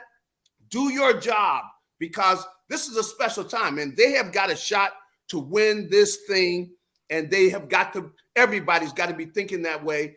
Do your job, man. Do your job. Gary, do you think that Jalen has closed the gap on Mahomes for MVP? Without a doubt. Without a doubt, I think he has because, the last two games, come on, man, this is special. You got a quarterback running for, buck 157 last week. And then you throw for 380. I know. I mean, without a doubt, I think that, you got to look at Jalen because he's been doing things like that all year where he has been utilizing his legs. I mean, I'm not as crazy about it because I don't want the risk of the injury, but without a doubt, it has been a factor that has broken defenses back where they do not have an answer for it because you got to make sure that if you use a spy, the spy's got to be able to tackle him in open field. He's got to be able to run him down. And they haven't been able to find the right guy because, you get a linebacker, maybe he's not fast enough, a safety or a backup corner or something. He might not have the strength. I mean, Jalen is strong. He is. Gary, you mentioned something just now that I never thought of. Most voters around the NFL, they look at box scores and they see 380 yards, 25-29, 3 touchdowns, and they don't really watch Philadelphia Eagle football. If you don't watch Eagle football, you might not know the importance because week previous he throws for 150. Yeah. But a writer's going to go, okay, well, he ran for 150. We know what that style means. It's got a low C, and you don't see what he does on a weekly basis. Yeah. And I think you and I both are trying to come out of that norm of how we see that. But if you don't really watch him play. That's a good point. That's a good point. Right, Gary? He was just as important last week. Yeah. As he was this week, but yet it was reversed in numbers. They threw the ball for 380 because the Titans have a weak secondary. I mean, Gary, do you think that that's going to be part of the pollution on how they see Jalen in the voting? Because they really don't watch Eagle football. Yeah, I mean, you make an excellent point. Because in the game on Sunday, he made that run to get in the end zone. How many quarterbacks are going to outrun those guys and get to that corner and get into that end zone? But, it looks like it was just another quarterback sneak. No, it wasn't a quarterback sneak. Only a few quarterbacks in the league could have gotten to that corner and scored where you got a corner or a safety tracking you, and he's able to run and get into that end zone. And not to mention last week, with the fact that because of the utilization of his legs and his athletic ability, he's able to just basically cut a defense up to where certain things they can't do. They can't play man-to-man. They got to play a zone. They got to put a spy in there where you are basically dictating to the defense of what you can and cannot do. And, that's a powerful weapon. And I just hope he's just smart about it. And I think I would just remind him, look, hey, we need you, man. We do not need you taking chances. You get what you got and get on the ground. We don't want you taking, shots that you don't need to take. So, but he's definitely, I think right now, if I were to vote, I would say he's the MVP without a doubt because, the Chiefs have come up short a number of times. They got 3 losses, and Mahomes has had the other quarterback outplay him a number of times. How many quarterbacks have outplayed Jalen Hurts? I haven't seen one. Gary, that's a spectacular point. If you had to go all 12 games this year that they played, was Jalen the best quarterback on the field? Even in the loss to Washington, he was the best quarterback on the field. Yeah. I don't think you could say that for any other guy in the league, right? Because they've been so sporadic. There's been moments. The Chiefs, they've had moments. The Bills have had moments, but Jalen didn't lose that Washington game. No, he didn't lose that. It makes you think. I know in the Heisman Trophy thing, from being out there, USC, you see the guys put together this Heisman Trophy tape for guys to go after that. Maybe the Eagles need to do that. They need to let everybody see all the things this guy has done this year. Where in every game, he just made key plays. Times he's extended drives. How many drives has he extended with his legs and of course with his arm? I mean, come on. The guy is without. I think right now he has been the most valuable player in this league. His team has got the best record, and he has been the most valuable player. I think he makes a strong claim to that. After this effort this week, and then Mahomes and the Chiefs coming up short. Come on. One team 11-1, another team 9-3. What's that? Let me end with this one here. Yeah. You and I, when we ever got our game plans, we would get a game plan, and what I try to tell people is a defensive coordinator would put trends, and usually 3 games are a trend on what a team does, and plus you go back a year, whether Correct. you play them if they're divisional games, if you have conference games where you play inside the conference, what have you. But 3 games usually make a trend on what a team is doing. Mm-hmm. The last 3 weeks, how well do you think the Eagle front 4 has done when it comes to stopping the run with the addition of Joseph and Sue? I think it's actually kind of maybe given a little bit of a spark to Fletcher Cox because I think he's played better. I mean, How do you see it, Gary? Do you think in the last 3 games? Because to me, that's the true trend. Well, in the last 3 games, it's almost like you got new guys out there. And, of course, you do have some guys that you've added. But there does seem to be a spark. These guys are getting off the ball. Looking at the way those guys were coming around the corner, in the game against the Titans. Whew, that's what I saw down in Dallas, which it just gets your eye, man. Whoa, look at the way these guys are coming around that corner. I think that they've seen some of the film. They look at some of the other teams are doing, and clearly San Francisco, I see it there. I was looking over at Bosa yesterday. I'm going, Woo. Man. Well, he gets around. Those guys. He gets around that corner, doesn't he? Comes around that corner, man. Comes around that corner. You going like, woo! He's coming around and he's making it tight. And we saw that yesterday with Sweat and Hassan Reddick coming around that corner, man. I love that boy because tell you what, that travels. You can take it anywhere, man. If you're coming off the ball like that, I don't care. Hey, that quarterback he's feeling it. He is feeling that. Let me sneak this one into you too. Yeah. Gary, Barrett Brooks was on a couple days ago, and he made this comment about this offense, and I want to get your take on it here. The one thing that also is going to become evident here with this Eagle team over the next couple weeks, because as the weather gets worse, some teams are dome teams. The Tua team plays in the heat down in Miami. You have to go maybe to Baltimore, or you got to go to the cold. Barrett kind of said, maybe this team is one of those teams that could be built for cold weather, warm weather. Really doesn't matter because they can go into domes. They can go into frigid weather if they have to. We're going to have it at Philly probably because they're going to have home field. But you know what I'm saying? I mean, late in the year when you have to go to Chicago, when you have to go to New York or what have you, you're kind of built for it. Do you think that there's something to that too? Well, the versatility of this team. I mean, we saw that the last 2 weeks. We saw the game against Green Bay where they took advantage of their inability to stop the run. They said, why we're going to run the ball down your throat? I mean, and they took it to an extreme to where they just kept doing it and doing it. And then the next week, you look at the Titans, clearly they're better against the run than against the pass. So they just threw it and threw it and threw it and sliced and diced them up. I mean, the ability and the versatility is something I don't know who else in the league has it to that level, to be able to be that versatile and be able to go out and just dominate a game in either way, where you're just dominating the game. And that's why, man, I'm saying, you know what? We've got no time to wait. We got to get serious about these teams and everything else because it's there to win. I mean, come on. They're clearly one of the best teams in the league. It's very clearly there. And they're going to have to play some good teams to win it. And so you don't want to let something, stop, what is something that is clearly there for them. And I think they're as good as any of those teams. And when they play their best football, to play like they did against the Titans, where you got everybody doing their job, that's what we got to see the rest of the way. Hey, Gary, I want to sneak this one in. Please tell me this.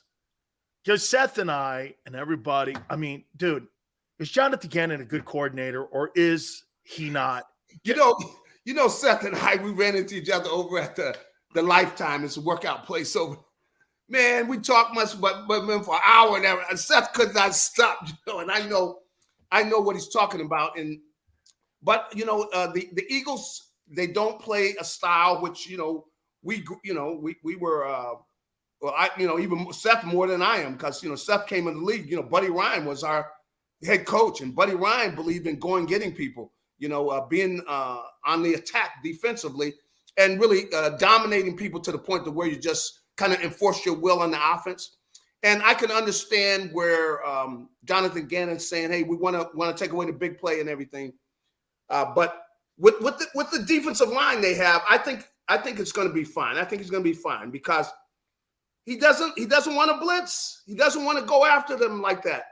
And as long as the defensive line is rushing the passer like they have, then they'll be fine. But why do I feel like I want a cup of tea when I watch his defensive schemes? I mean, I feel like I don't even want to put the pinky up when I'm watching Jonathan Gannon with those soft ass zones. Why do I go like this, Gary?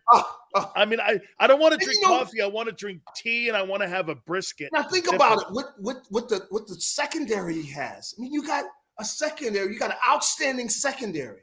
Why don't you believe in these guys? And occasionally they can play man to man, where you go after people. If anything, it's going to allow them to force more turnovers. So. But, I resigned myself to the fact that, hey, he coaches the way he is. I'm just hoping that everything works out. But if it were myself, you better believe I would be going after them more than he does, because he's like a scout leader. Well, the thing is, if he had, some of the guys that have played for guys that go after and believe in really putting the pressure and taking it to the offense, he would definitely be feeling a little heat. But you know what? I could see him giving merit badges. Gary, I could see him giving merit badges out in the team meetings here for like building a tent and knowing how to start a fire and shit. And I'm like, I don't know, man. I mean, I like people who get after people. Gary, I've kept you on too long here, man. I love you, man, and thank you so much for doing this. All right. I appreciate it, my friend. Hey, have a good one. Go Birds. Gary Cobb, Fox 29. Make sure you check him out there. Yeah, every time I see like Jonathan Gannon, I feel like he wants to pull like a merit badge out and go like this. Here's your merit badge, Hassan Reddick, for building a campfire. Here. Yeah. Every time I see that guy, man, and those but again, they got good numbers across the board. You can't dispute them.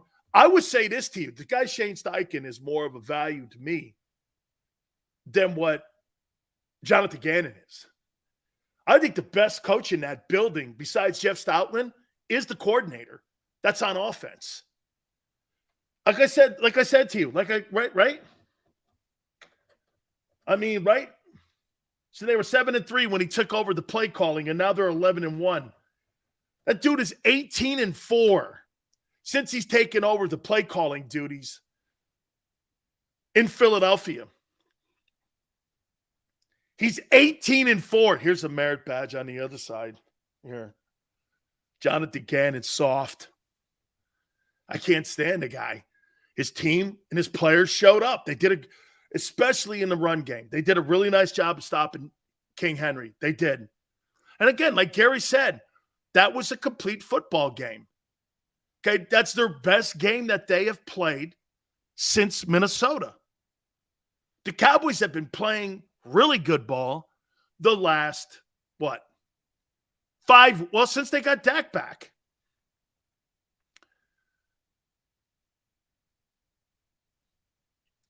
Dak haven't done shit in 7 years. Very true, Sully.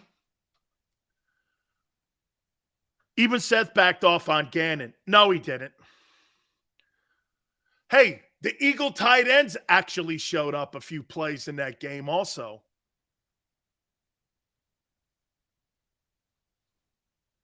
Jonathan Gannon getting listen.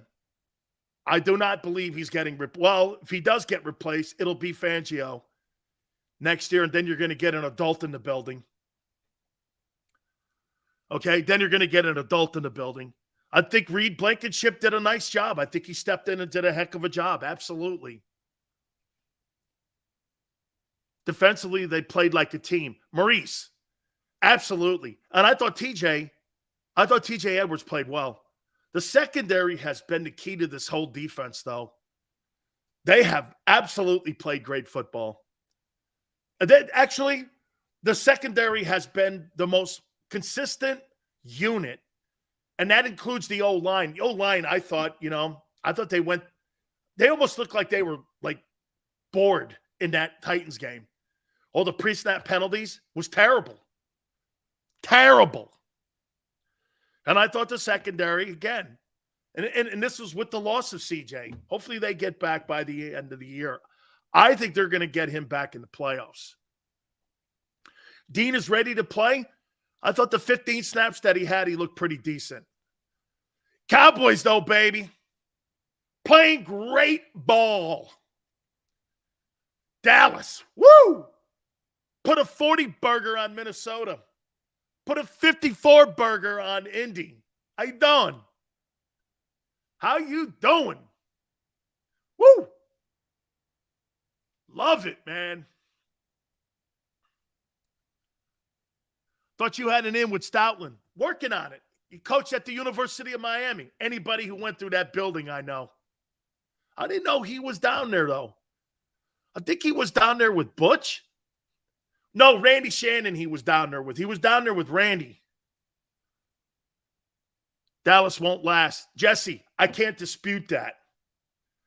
I can't dispute. Watch this. As much as I do this, Jess, Cowboys are playing great ball. What about the postseason, Sills? Hey, I got to be fair like I am about Jalen, about the Cowboys. Sills, who do you think goes farther? The Eagles or the Cowboys? Eagles. Why would I think the Cowboys are going to go far? Give me one brief moment where I would. The Dez Bryant catch in Green Bay was the closest the Cowboys came to going to a conference championship game. That's the closest they've come. Dallas' starting corner's gone. That's an issue. But here's what you have in Dallas that you don't have in Philly. They got a great coordinator in Dallas. And Dan Quinn. He'll figure it out like he figured out the run game. How you doing? How you doing? Oh, I can't wait for Christmas Eve. By the way, this New York game, we'll talk more about it as we get into the week. I don't know. 49ers are the second best team in the NFL. I wouldn't go there. I'll still take those signal callers. Joe and B. Mahomes, Allen. Those are my quarterbacks. You can have Jalen and Lamar and all these other running guys. These little scat backs. Yeah, Xander likes to scat back too, quarterback, the guy who can run and throw. I like the Mahomeses of the world, and he got beat. Oh, I know. But you see his postseason resume. Patrick Mahomes is not gauged on losing to Cincinnati. He's gauged on what he does in the postseason. Your boy Jalen is still gauged on what he does in the regular season. You see, the element of success for Patrick Mahomes, Joe Burrow, Josh Allen is about postseason. Same with Lamar. Jalen, that's why you guys are all thrilled every day and every Monday. Look at what Jalen did against the Titans. You see, when you're Patrick Mahomes, hey, that was a hard-fought game against Joey B, who did actually win the AFC, the reigning AFC champions. You beat Ryan Tannehill. Great win. It was, though, because I think that's a good and well-coached football team. Dak the choke guy? Yeah, I agree. I think all them quarterbacks in Dallas. Dak! 10-0 against Philly? I don't think it's 10-0. I think he's 7-3. Has Jalen beat Dak yet? Oh, that's right. He beat Cooper Rush. I don't. Sills, don't come over here to Philly. Hey, W2. It'd be a hard pressed thing for someone like you to stop me from doing anything in my life. I'm retired now. I'm a lover, man. Okay? I'm a lover now. I don't fight, but don't kid yourself. How you doing? By the way, week 13 NFL, there were some spectacular quarterback games. Also, some bowl games to look at. And the NFL playoff picture. Where are the Eagles and who would they play in the opening round? Look at Maniac. Oh, by the way, 4 o'clock tomorrow, I have to sing the Eagle fight song. Only for the second time. Only for the second time. We'll reset. I'll tell you what, man, your running quarterback had a hell of a throwing day. Hour 3, hit the like button. Keep it here on the National Football Show.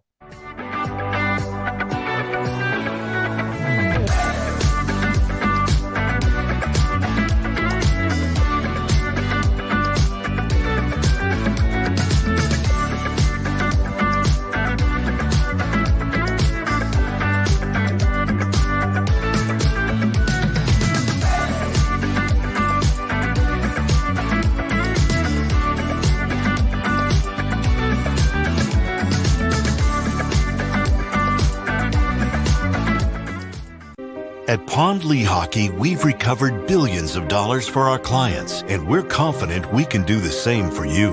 With over 250 years of combined courtroom experience, we've helped over 100,000 injured clients obtain some of the largest settlements in Pennsylvania. One conversation is all it takes to help you and your family get back on track.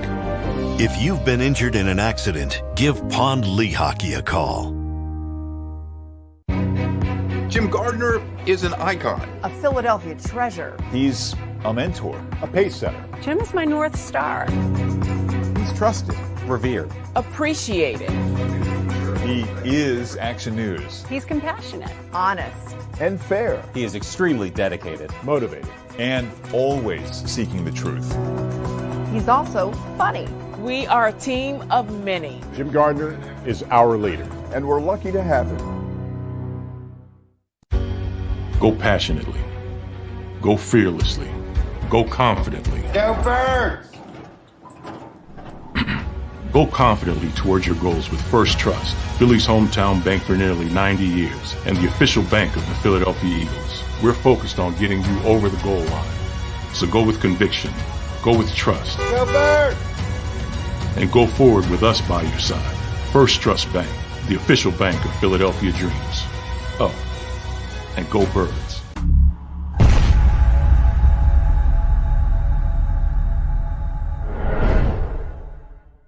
We all know that taxes are just part of life. It's true during our working years, but also in retirement. But what you might not know is up to 85% of your Social Security benefits might be taxed.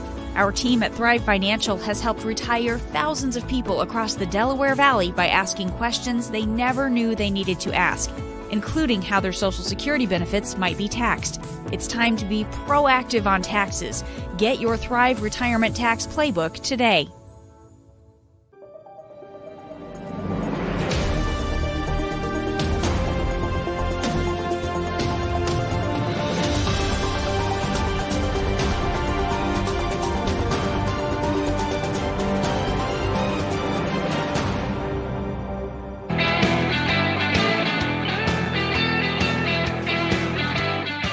Sills, National Football Show. How you doing? Welcome aboard, where truth, justice always prevails here. Unafraid to tell the truth. Unafraid to point out reality, unlike some of the shows you watch or listen to. Hilarious.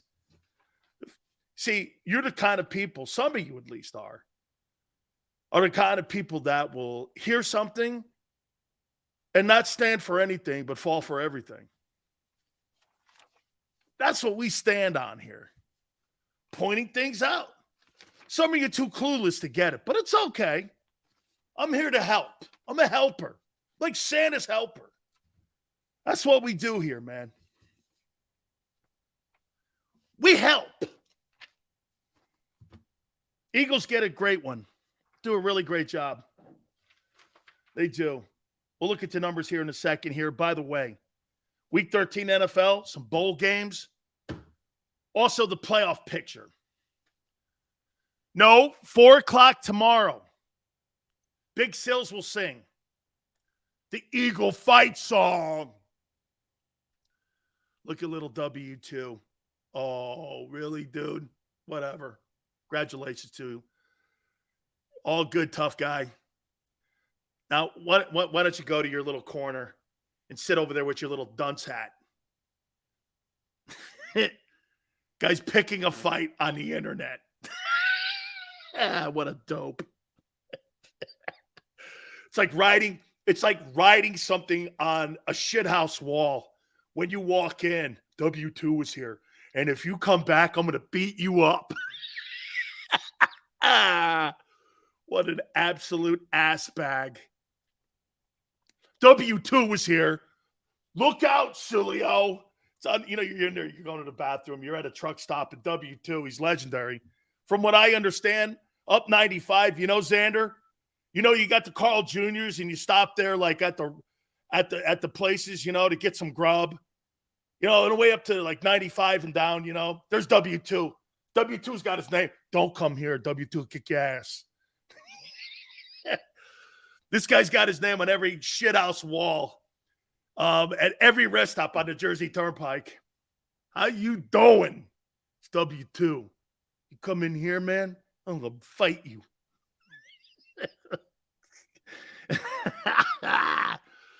Some takeaways.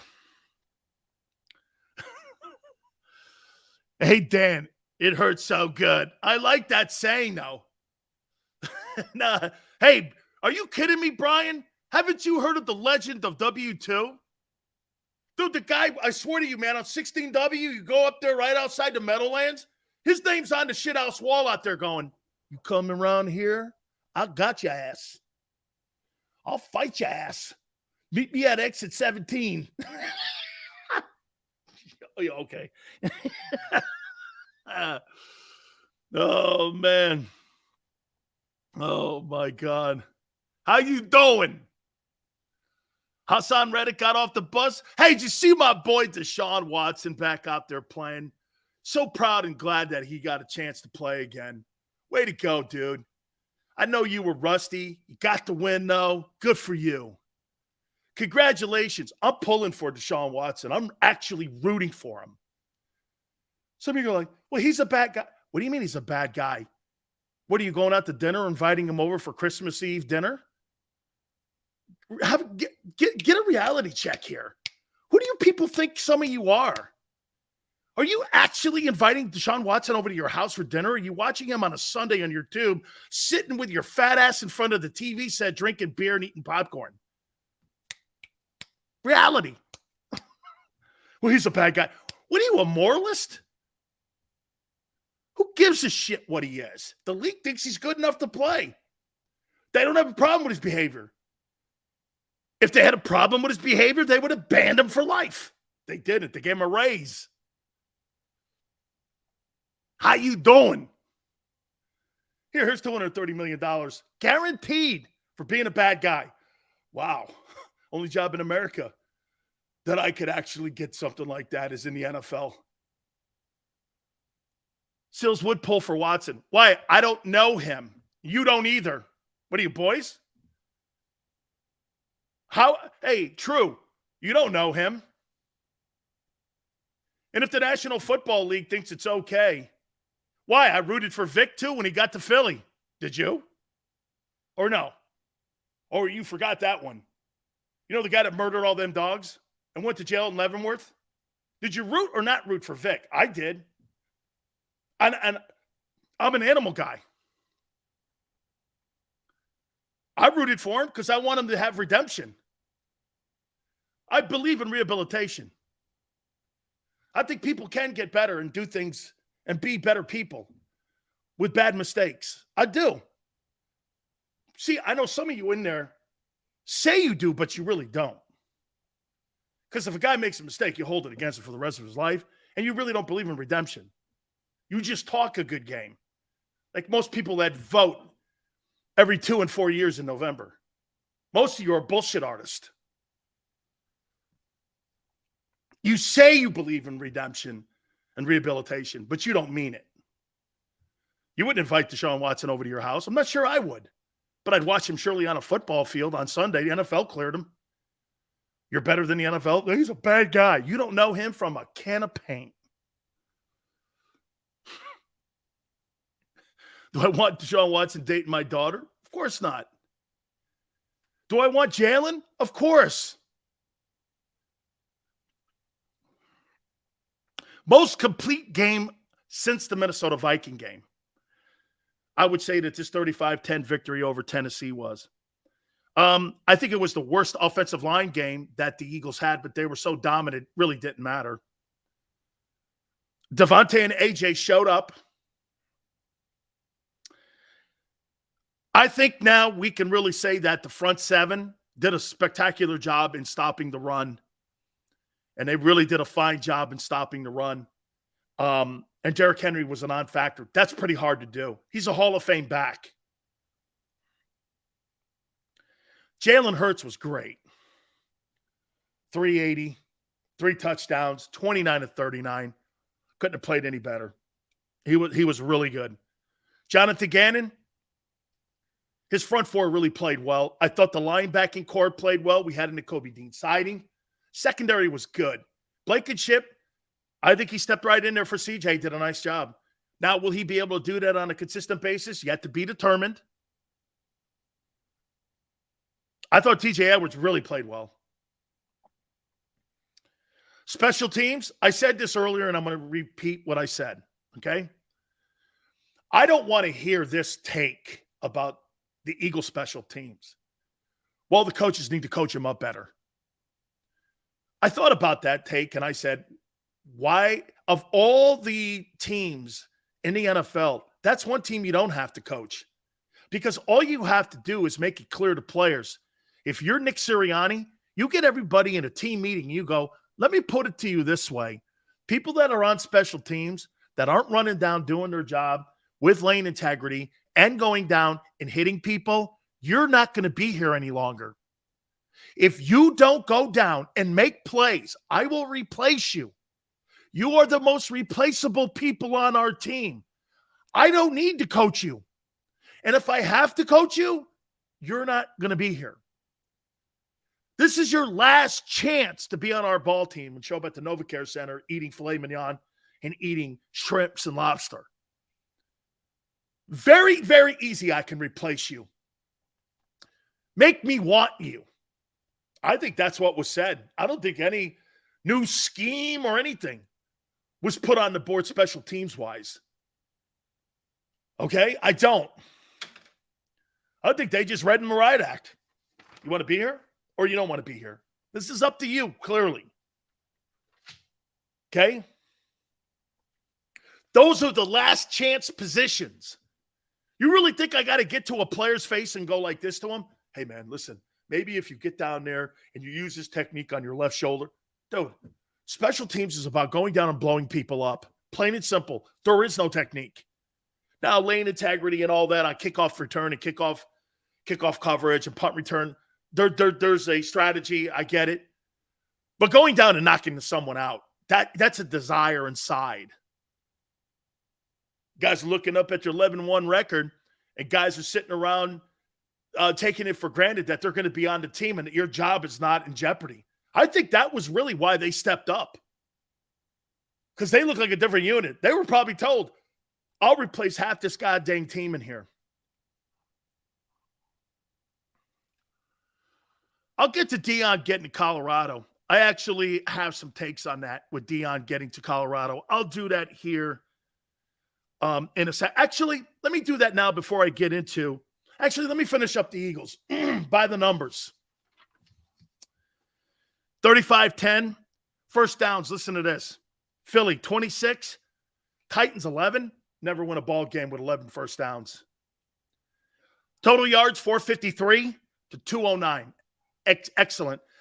And what makes that number excellent, that 453, is the fact that you went for 363 on the ground the previous week, and you turned around and went through the air.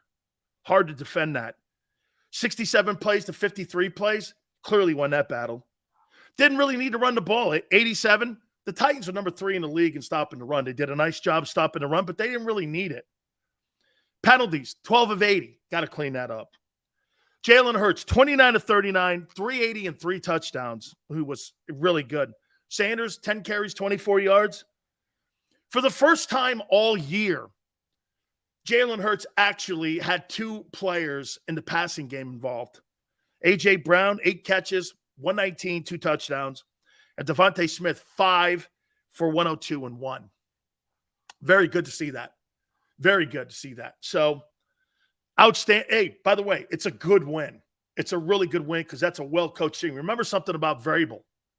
That team from a year ago was the number 1 seed in the AFC, and Mike Vrabel is the reigning NFL Coach of the Year. They're a well-coached team.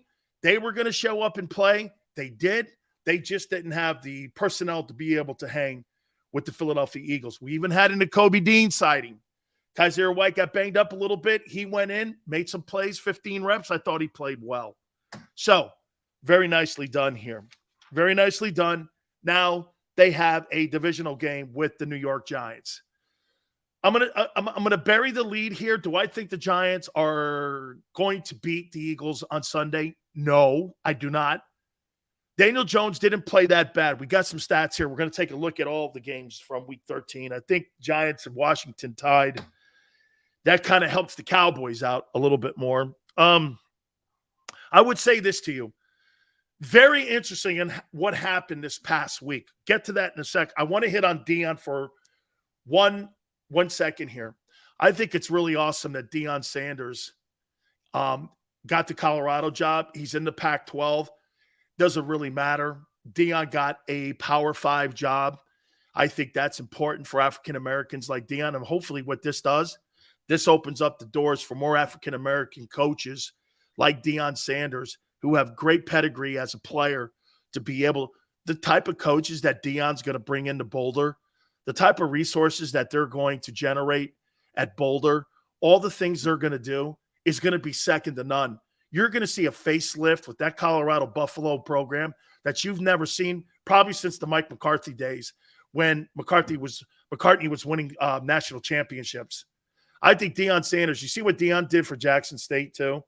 The guys didn't have travel gear, so he called up Michael Strahan. Strahan gave all those guys suit jackets so that they could look presentable when they got on the airplanes and such. Nike gave all kinds of gear. They had more uniform changes than any other team outside of Oregon. I thought it was really a beautiful thing. But yet the black community's mad at him because you know why? They think he's leaving the HBCU school behind and using it as a springboard. So what? Were you under some notion that Deion Sanders was going to stay at an HBCU school with no resources because he's black? Where in your right mind would you think that? This is not a loyalty thing. Deion's going to do more for black assistant coaches and black players at Colorado than he could have ever done at HBCU. He's now laid the format and the blueprint for HBCU schools to go out and hire people, okay, like Eddie George and other coaches like that, to give them an opportunity to enhance HBCU. The black community being mad at Deion Sanders for leaving and taking a bigger job is asinine. He didn't use them. If anything, Jackson State got more out of knowing Deion than Deion got out of knowing Jackson State. You're out of your tree if you think Deion Sanders needed that job. He doesn't need a Colorado job. Deion Sanders wants to coach young men. He wants to teach young men. I love his speech today. He told those kids at Colorado, you better get in the transfer portal because half of you ain't going to be here. I loved that. I loved it. Hey, you guys, go ahead, jump in the portal because half of you ain't going to be here. I'm bringing some dogs with me, and I'm bringing my guys with me, and we're going to win some ball games here. His son's already the starting quarterback in Colorado, and that kid's a good ball player. That kid's going to be drafted high in the NFL. He's going to go high. I mean it. He's going to be a first-round draft choice. Tom Brady coaches his ass. Tom Brady is his coach. Brady looks at game film of Sanders' kid and tells him what he's doing right and wrong every week. You can do all the complaining you want. Deion Sanders did so much for HBCU schools. It's unbelievable. I'd say he did as much in a short period of time. I'm not going to say Eddie Robinson because that's a little too much. But I'm going to tell you, he made an impact. And good for Deion. The Colorado job, okay, is it the greatest job? No, Carl Durrell was in there, and he didn't really move the needle at all. And I like Carl. But I think Deion's going to go in there, and I think Deion's going to go in there and move that whole entire needle. I think he's going to be great, and I'm so happy for him. Again, Deion Sanders doesn't need that job. Deion Sanders doesn't have to coach. He's a multimillionaire. He's got a great deal with Nike. Deion doesn't need to do any of that shit. He does it because he wants to. And he wants to make an impact on young kids and their souls and in their hearts. Okay, so good for him. And the black community shitting on him? Why? You should be rooting him on. He's going to give jobs to assistant coaches that are black that don't get a chance. He's got a chance to be the next Dennis Green. Don't dissuade him. Be rooting for him. I'm rooting for him. All right, playoff picture. Let's take a look at this. Let's start in the AFC. Boy, have they changed in a week. Have they changed in a week? AFC, do you know the number one seed now? By the way, hey, Xander, just double checking. Who did Big Sil say was going to make the Super Bowl in March? Who have I been predicting? Those of you that follow the show, who has Big Sil's been saying is going to play in the Super Bowl? Some of you up there, maybe you have been listening. Who did Big Sil say is going to play in the Super Bowl in Glendale? Does any of you remember, or are some of you not wanting to have to throw that love out at me? Oh, here we go. Mr. International, Eagles and Bills. Chris, Eagles and Bills. Correct. Number one seed in the AFC, the Buffalo Bills, heading into Week 14. Thank you, Dank. Eagles, Bills. The Bills are the number one seed now in the AFC. And think about something that all of you have been saying to me about Josh Allen. How many turnovers does Josh Allen have? Sileo, Josh Allen has 19 turnovers. That guy's so fucking good. He could have 50 turnovers, and they're still the number one team in the AFC. What does that tell you about that kid? Can you imagine if they clean that shit up a little bit, how dangerous the Bills are? That team turns the ball over. They gave a game away against Minnesota. Can you imagine how great they're going to be when they clean that mess up in the second half? There's your Super Bowl champions right there, the Buffalo Bills. And I've been saying that since the beginning of the year. This kid right here is so great. He's got the number one seed in the AFC right now. How you doing? Yeah, hey, Legal. He's a turnover machine. Why is his team the number one seed in the AFC with the bye now? Whoa. Wow. Well, AFC's trash. All the best quarterbacks are in the AFC. Joey B. Patrick Mahomes. Josh Allen. Look at all them guys in there. Tua had an egg layer. Still, number one in many stats. Tua. How you doing? Number two, the Chiefs.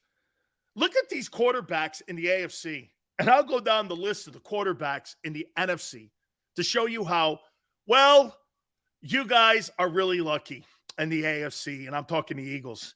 So here are the quarterbacks. First, let me give you the rankings.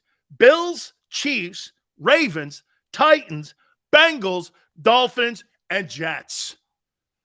1 through 7. Here's what the opening rounds would be. Chiefs, Jets, Ravens, Dolphins, Titans, Bengals. That would be your opening wild card round. Look at the quarterbacks you have in the AFC. Number 1, Josh Allen. Number 2, Patrick Mahomes. Number 3, Lamar Jackson. Number 4, Ryan Tannehill. Fair. Number 5, Joey B. Number 6, Tua. Number 7, Mike White. Fair. So you got 2 guys that you'd go, no. Let's take a look at the NFC now. Eagles would get the bye. Vikings, Kirk Cousins. 49ers, I don't know. So in the 3-hole, if I'm Tom Brady tonight, got to beat New Orleans. So Eagles have Hurts 1, Cousins 2, I don't know 3. I feel like I'm doing who's on first with the with Abbott Costello. Eagles, Cousins, okay? Hurts and Cousins. Then I don't know with the 49ers. You got Brady at 4. Dak at 5. The Giants, Daniel Jones, and then the greatness of Geno Smith. So here are your quarterbacks in the NFC. Hurts, Cousins, I don't know. Brady, Dak, the Dimes Jones kid, and Geno. Yeah. Okay. AFC. Allen, Mahomes, Lamar Jackson, Joey B, Tua. I don't know, man. Sounds a little different than me over in the AFC versus the NFC. Here Vikings, Seahawks, 49ers, Gigantes, and Bucks and Cowboys. And if it played out to where the Bucks would win, the Niners would win, and the Vikings would win, the Buccaneers would be the opening round divisional playoff game against the Eagles at Philly. Brady at Philly. Brady at Philly. Brady at Jonathan Gannon. Oh, boy, I don't know. Here, where's my famous coin? Wait a minute. Brady at Philly against Jonathan Gannon. Game. One more time. Brady versus the Eagles. Game. Yeah, you're right. Okay. Jalen beating Brady. No way. No way. Well, hang on. I'm going to be fair here. This is how close the game will be. If Brady's the opening divisional game against the Eagles at Lincoln Financial. Tom, Jalen, please make the call. Heads. Game. Game. Yeah, legal. Ryan Tannehill versus Tom Brady. I think we have a little difference in quarterback play. Wouldn't you agree? Hey, asshat. Ryan Tannehill, Tom Brady. Just like you said with the Titans. No. Here. I'll give you a little refresher. That game in January.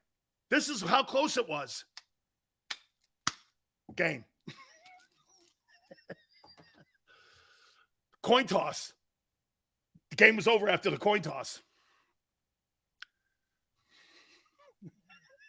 I don't even remember. I remember the first 10 minutes and the thing was over, and I'm like, shit, this thing ain't going to end well here. And it didn't. Tom Brady. Of course, they would be healthy, probably with a shitty. Oh, wouldn't that be something? Can I tell you, I hope this happens.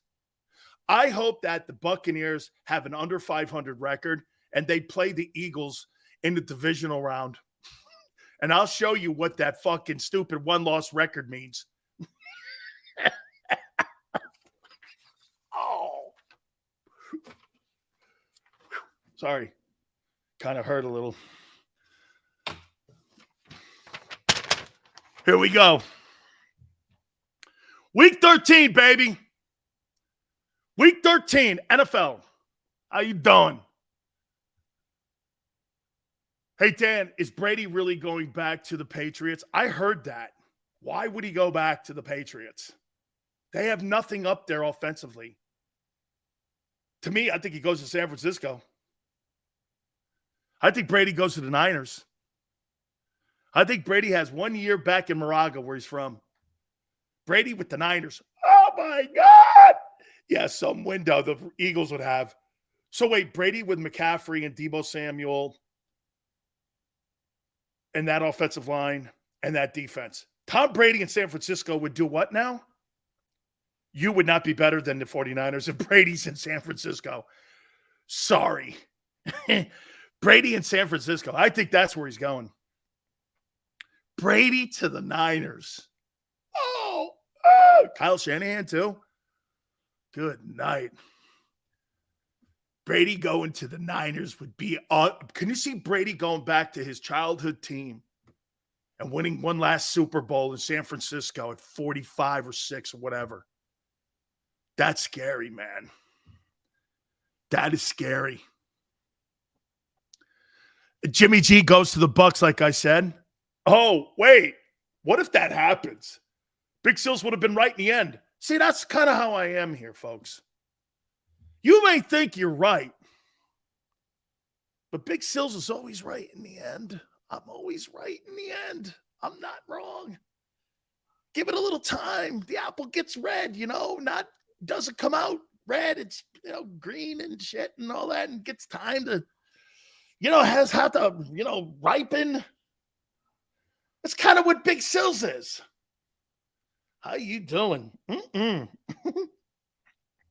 All right. Week 13 NFL. You want to be right so bad? I am right. Yeah. Scott, who's Carton? I'm kidding. He's my boy. You're wrong last week, Sileo. Oh, man. Hey, you played finally a game. Best game since Minnesota. About time. You limped around against Indianapolis. You see what that Cowboy team crushed that Colts team. They beat them down. They put a 54 burger on them. You guys limped around, kicked a field goal, hung on for a win against Matt Ryan. And that Cowboy team dismantled them. Bucs in New Orleans tonight. We'll get on that here in a minute. Browns over the Texans. Deshaun, Rusty, 131. However, this is what you love about good teams or good quarterbacks. Yeah, man, I didn't have my best game, but, we won. I love saying that. Yeah, I didn't play my best, but we won. That's why you get 230, dude. By the way, you don't really believe that Jalen Hurts is going to get a $230 million guaranteed contract, do you?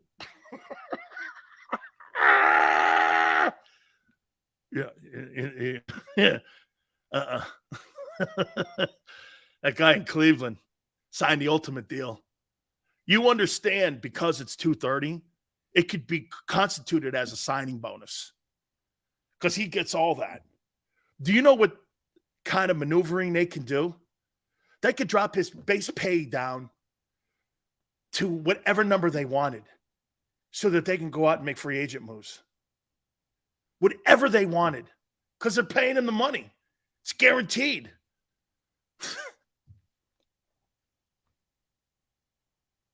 It's not that bad a deal. Well, when you got a signal caller like that, man, I wish that guy was in Philly. Ravens over the Broncos in a hard-fought battle, 10-9. Baltimore's 8-4. Can I tell you something about this Huntley kid? 187 yards. He also had 41 yards rushing and a touchdown. How come every time I watch that kid play, I do this? Hey, man, if this kid wants to leave, I don't know. That kid, Huntley, can play. He's a good football player. Is he Lamar Jackson? I don't think so. And I think you go further with Lamar. But, man, that kid Huntley can play. That kid is good. He's a good ball player. Baltimore might just do this. I'm not paying this guy $250. I'm just not. Okay? Hey, Chris, the kid Huntley can play. I like it. I talked to Kyle Whittingham. Hey, how about Utah? Like I told you, would destroy USC. I told you Utah would destroy USC, and they did. They destroyed them. USC can't play defense because stinking Lincoln can't play defense. He doesn't recruit defensive players. He'll never recruit a defensive player at USC either. That's an overrated program. USC's overrated. The kid Caleb Williams, you guys were telling me to watch him? I did. Go ahead. Good luck. Good luck to you. I'm not drafting that kid. Caleb Williams, another Lincoln Riley quarterback. Boy, they really do well in the NFL. I mean, this guy's produced unbelievable quarterbacks since he's been a head coach at Oklahoma and USC. Unbelievable. Yeah, sure he was hurt. I saw him limping around too after he fell down and tripped over his shoelaces. Packers own the Bears as long as Aaron Rodgers is there. 28-19. Packers are 5-8. They got to win out. They got to win their next 4 to get into the playoffs, I think. Lions pound the Jags 40-14. How about the year Jared Goff is putting up? 340 yards and 2 touchdowns. How you doing, Jared Goff? Funny, who would have thought between Wentz and Goff that Goff's the guy standing last? Carson's collecting $32 million chewing on ice in Washington. Vikings beat the Jets 27-22. That was a good football game. Vikings are now 10-2. Don't drop a game. This just into Vikingsville. If the Vikings play it out and you lose a couple games, home field advantage will go through Minneapolis. How you doing? Mike White, though, 369 for the Jets. Good for him, man. Steelers over the Falcons, 19-16. That's good news for the Bucs. Kenny Pickett, 197. I don't know, Xander, you like this kid. I see some things. You know, there's times I go like this. The guy looks good. Then there's times he makes some bonehead decisions, but, you know, it's a rookie guy. He's not terrible. The kid in Pittsburgh's not terrible. I'm with you, man. Sully, I don't believe in the Vikings either. Every time they step into a big game, they get destroyed. Okay, they get destroyed. This one, I don't get. Commanders and Giants tied 20-20. Daniel Jones, 200 yards.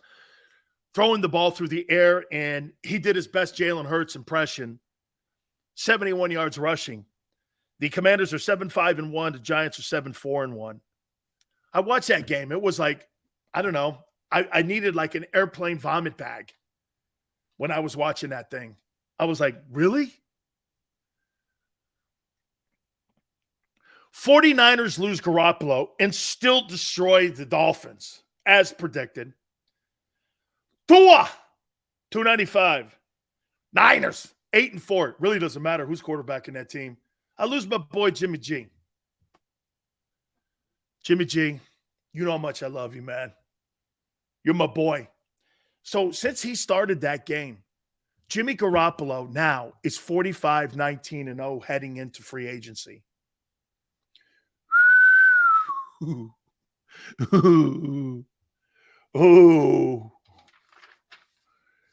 45-19? Who wants that? What would you pay for 45-19? I bet you the Niners don't let him go. I bet you they offer him a contract. Don't go, Jimmy. You know, what about Trey? What about him? One play Trey. Got to ship that guy's ass out of town. He ain't it. As Ice Cube would say, that ain't it. How about Gino? This is Xander's boy.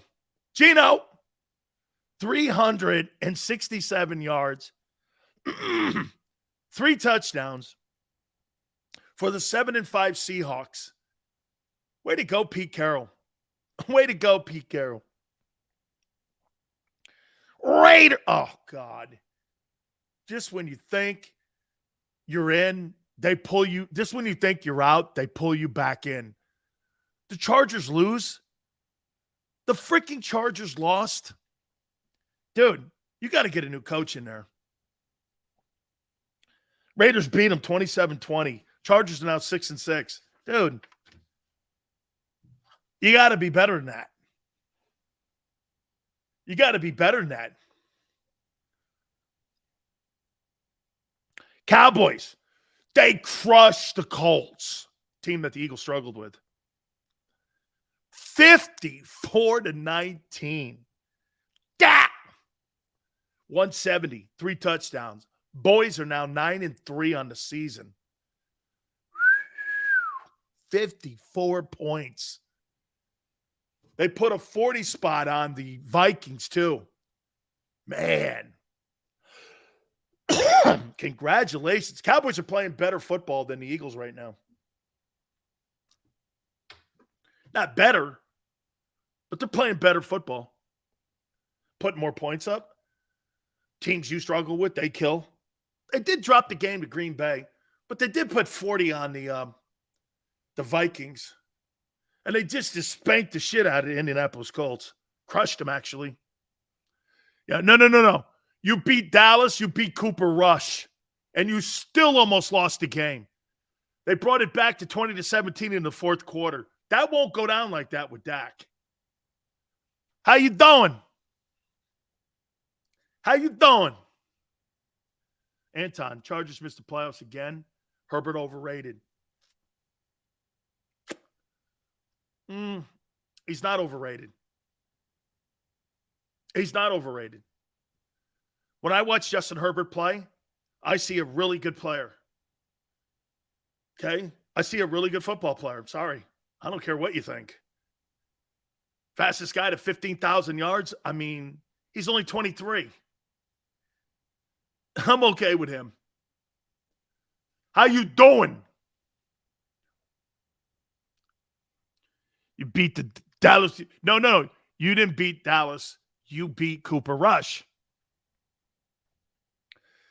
Hey, let's see what happens here, man. I think I told you this. I'm going to throw this one more time at you here.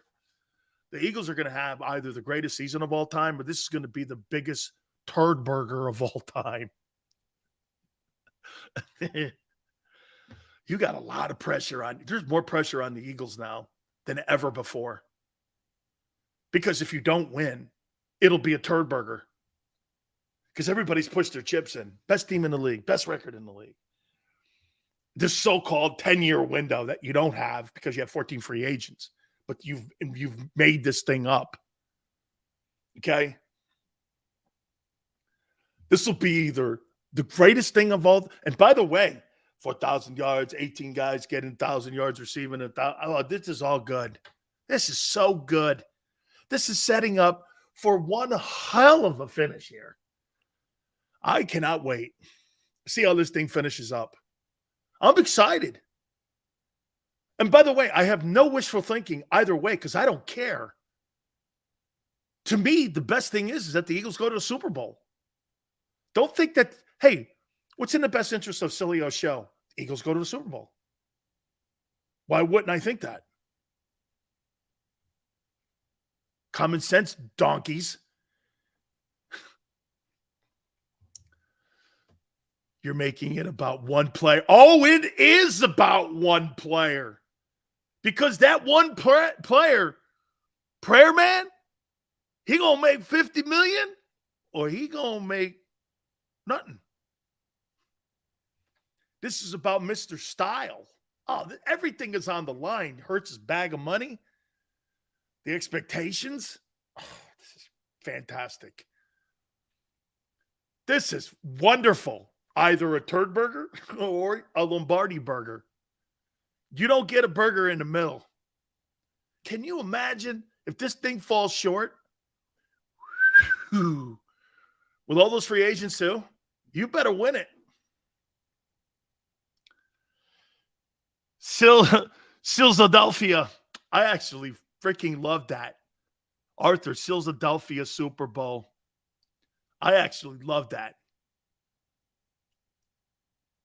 This is his job to chill.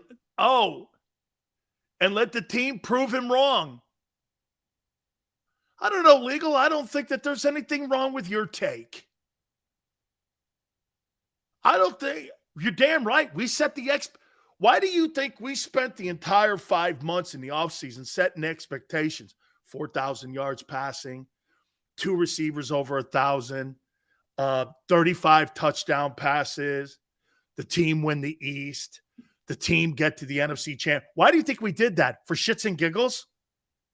We did that so that we have goals to achieve. Right now, the Eagle-only goal that they've achieved, there's 2 goals actually that they've achieved so far. Actually, maybe 3. You know what they are? Watch this. You're not going to use your first-round draft choices on a quarterback. You know how important that is? That's probably the most important thing that the Eagles figured out already. Wow. I get to use the Saints pick for a position player. Dude. Every team that picks in the top 5, if you don't have a quarterback in the building, you're going quarterback. The Eagles would be one of the only teams picking in the top 10 that aren't getting a quarterback. You're going to have a pick of some of the best defensive players coming out of college. Think about that. The quarterbacks is so subjective.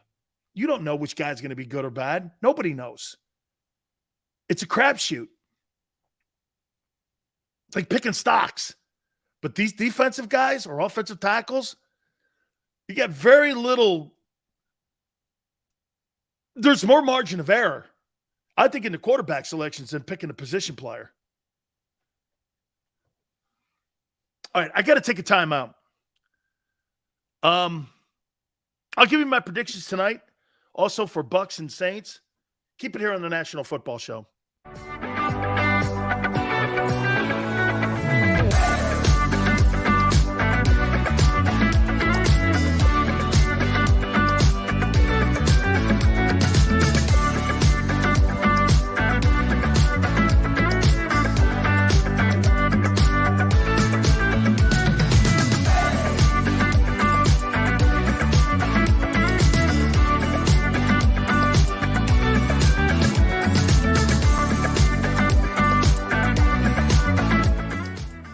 At Pond Lehocky, we've recovered billions of dollars for our clients, and we're confident we can do the same for you.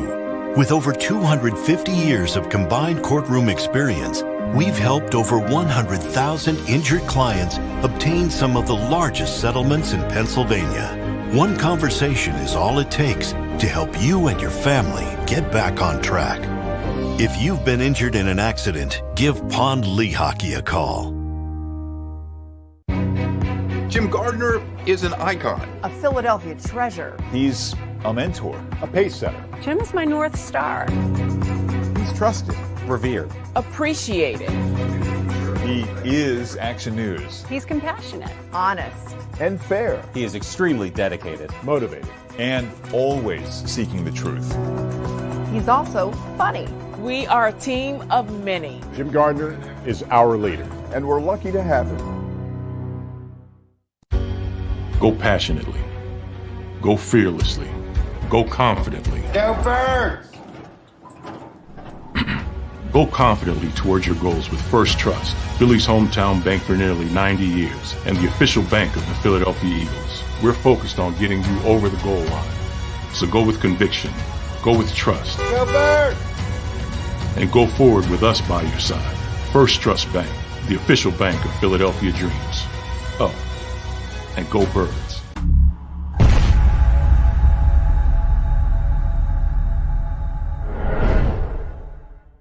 We all know that taxes are just part of life. It's true during our working years, but also in retirement. But what you might not know is up to 85% of your Social Security benefits might be taxed. Our team at Thrive Financial has helped retire thousands of people across the Delaware Valley by asking questions they never knew they needed to ask, including how their Social Security benefits might be taxed. It's time to be proactive on taxes. Get your Thrive Retirement Tax Playbook today.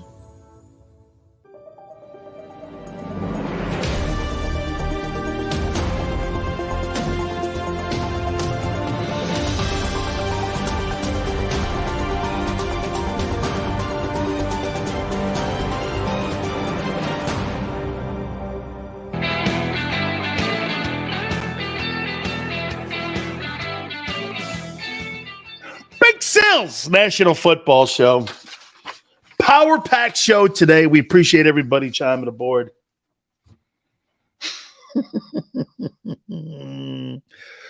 Hey, do you think Doug Peterson could have did the same stuff that Shane Steichen and Nick Sirianni have done with Jalen Hurts? You think Doug could have coached him into doing what he's doing now? I don't think Trevor Lawrence has played all that great this year.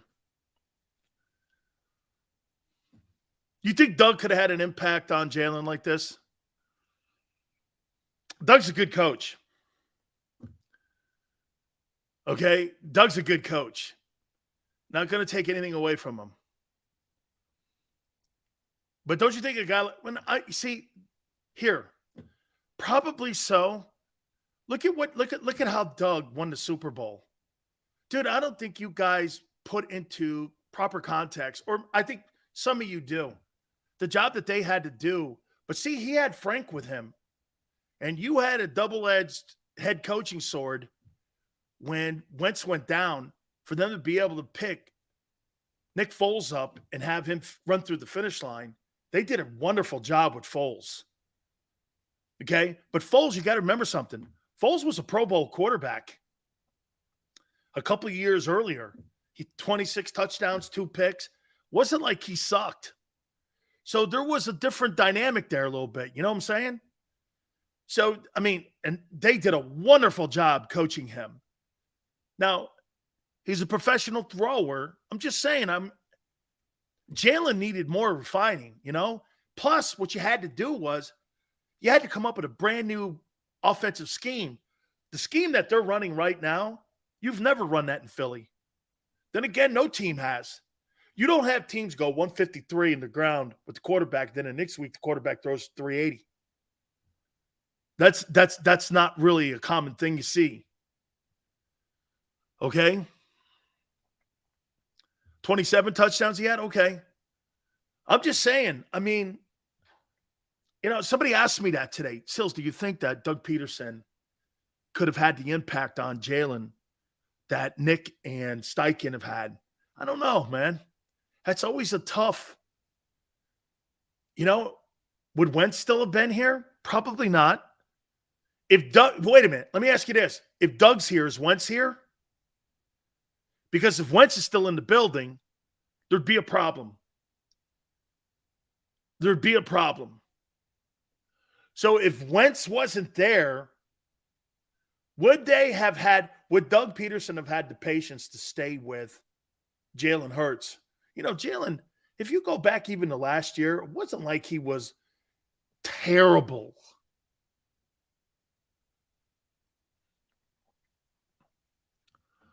Wentz who?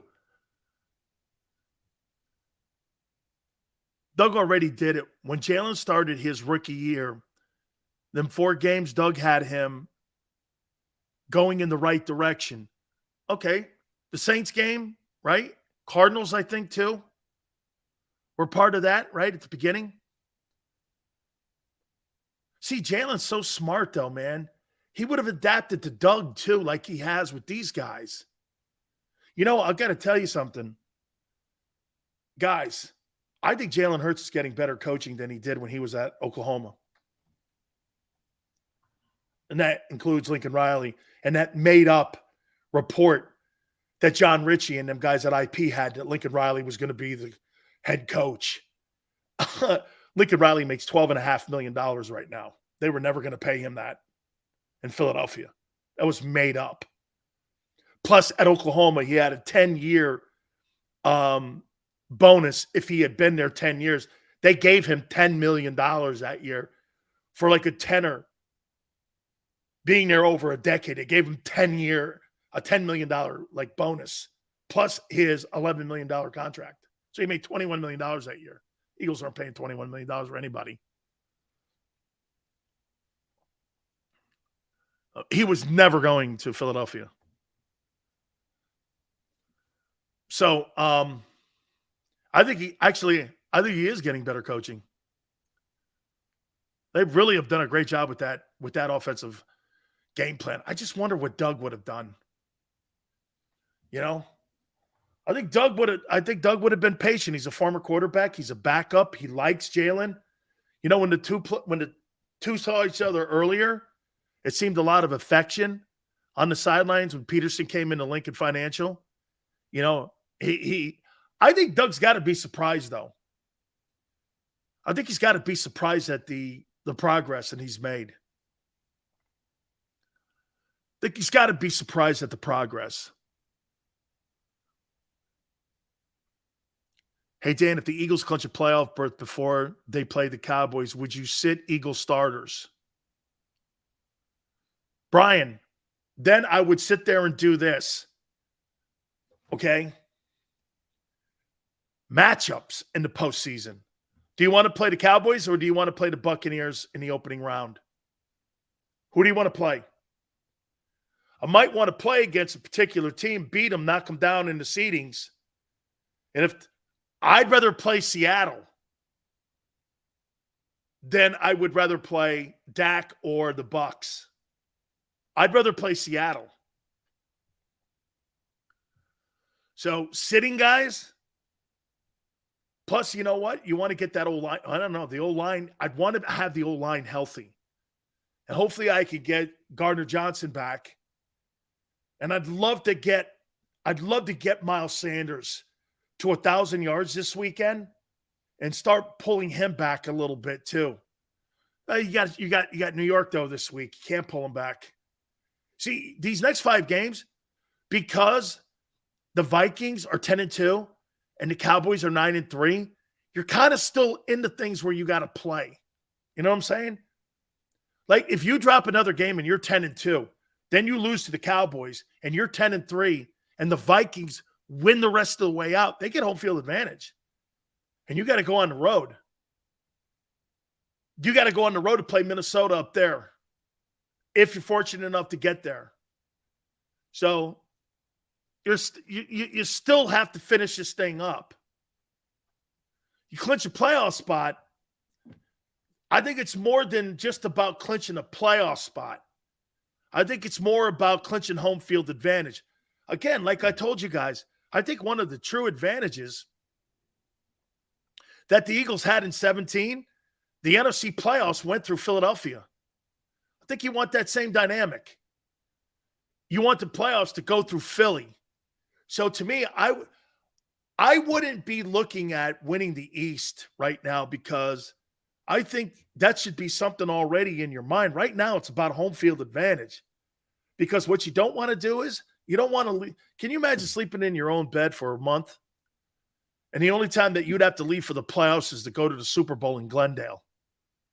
Dude, you'd be in your home, eating your own food, in your own market, driving to work every day, instead of having to get on an airplane and fly across the country or get in a situation where you have to play somewhere on the road. You don't want to do that, man. You want to make everything as easy as possible. And I think the least amount of resistance for a great result is to still win the home field advantage. So pulling back, you're not in that position right now to pull back right now because you got some teams with some pretty good records still in the NFC. So you might want to, you might, I would say this, if you wrapped home field advantage up,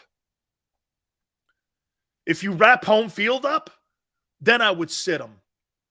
But not just clinching the playoff. Though clinching a playoff, that's not the goal here. Look, it's a great conversation because people do have those conversations. Keep the pedal on the metal. Absolutely. J Money, no question about it. Keep the pedal on it. Keep that metal, keep that baby down, man. Don't let up right now. Okay?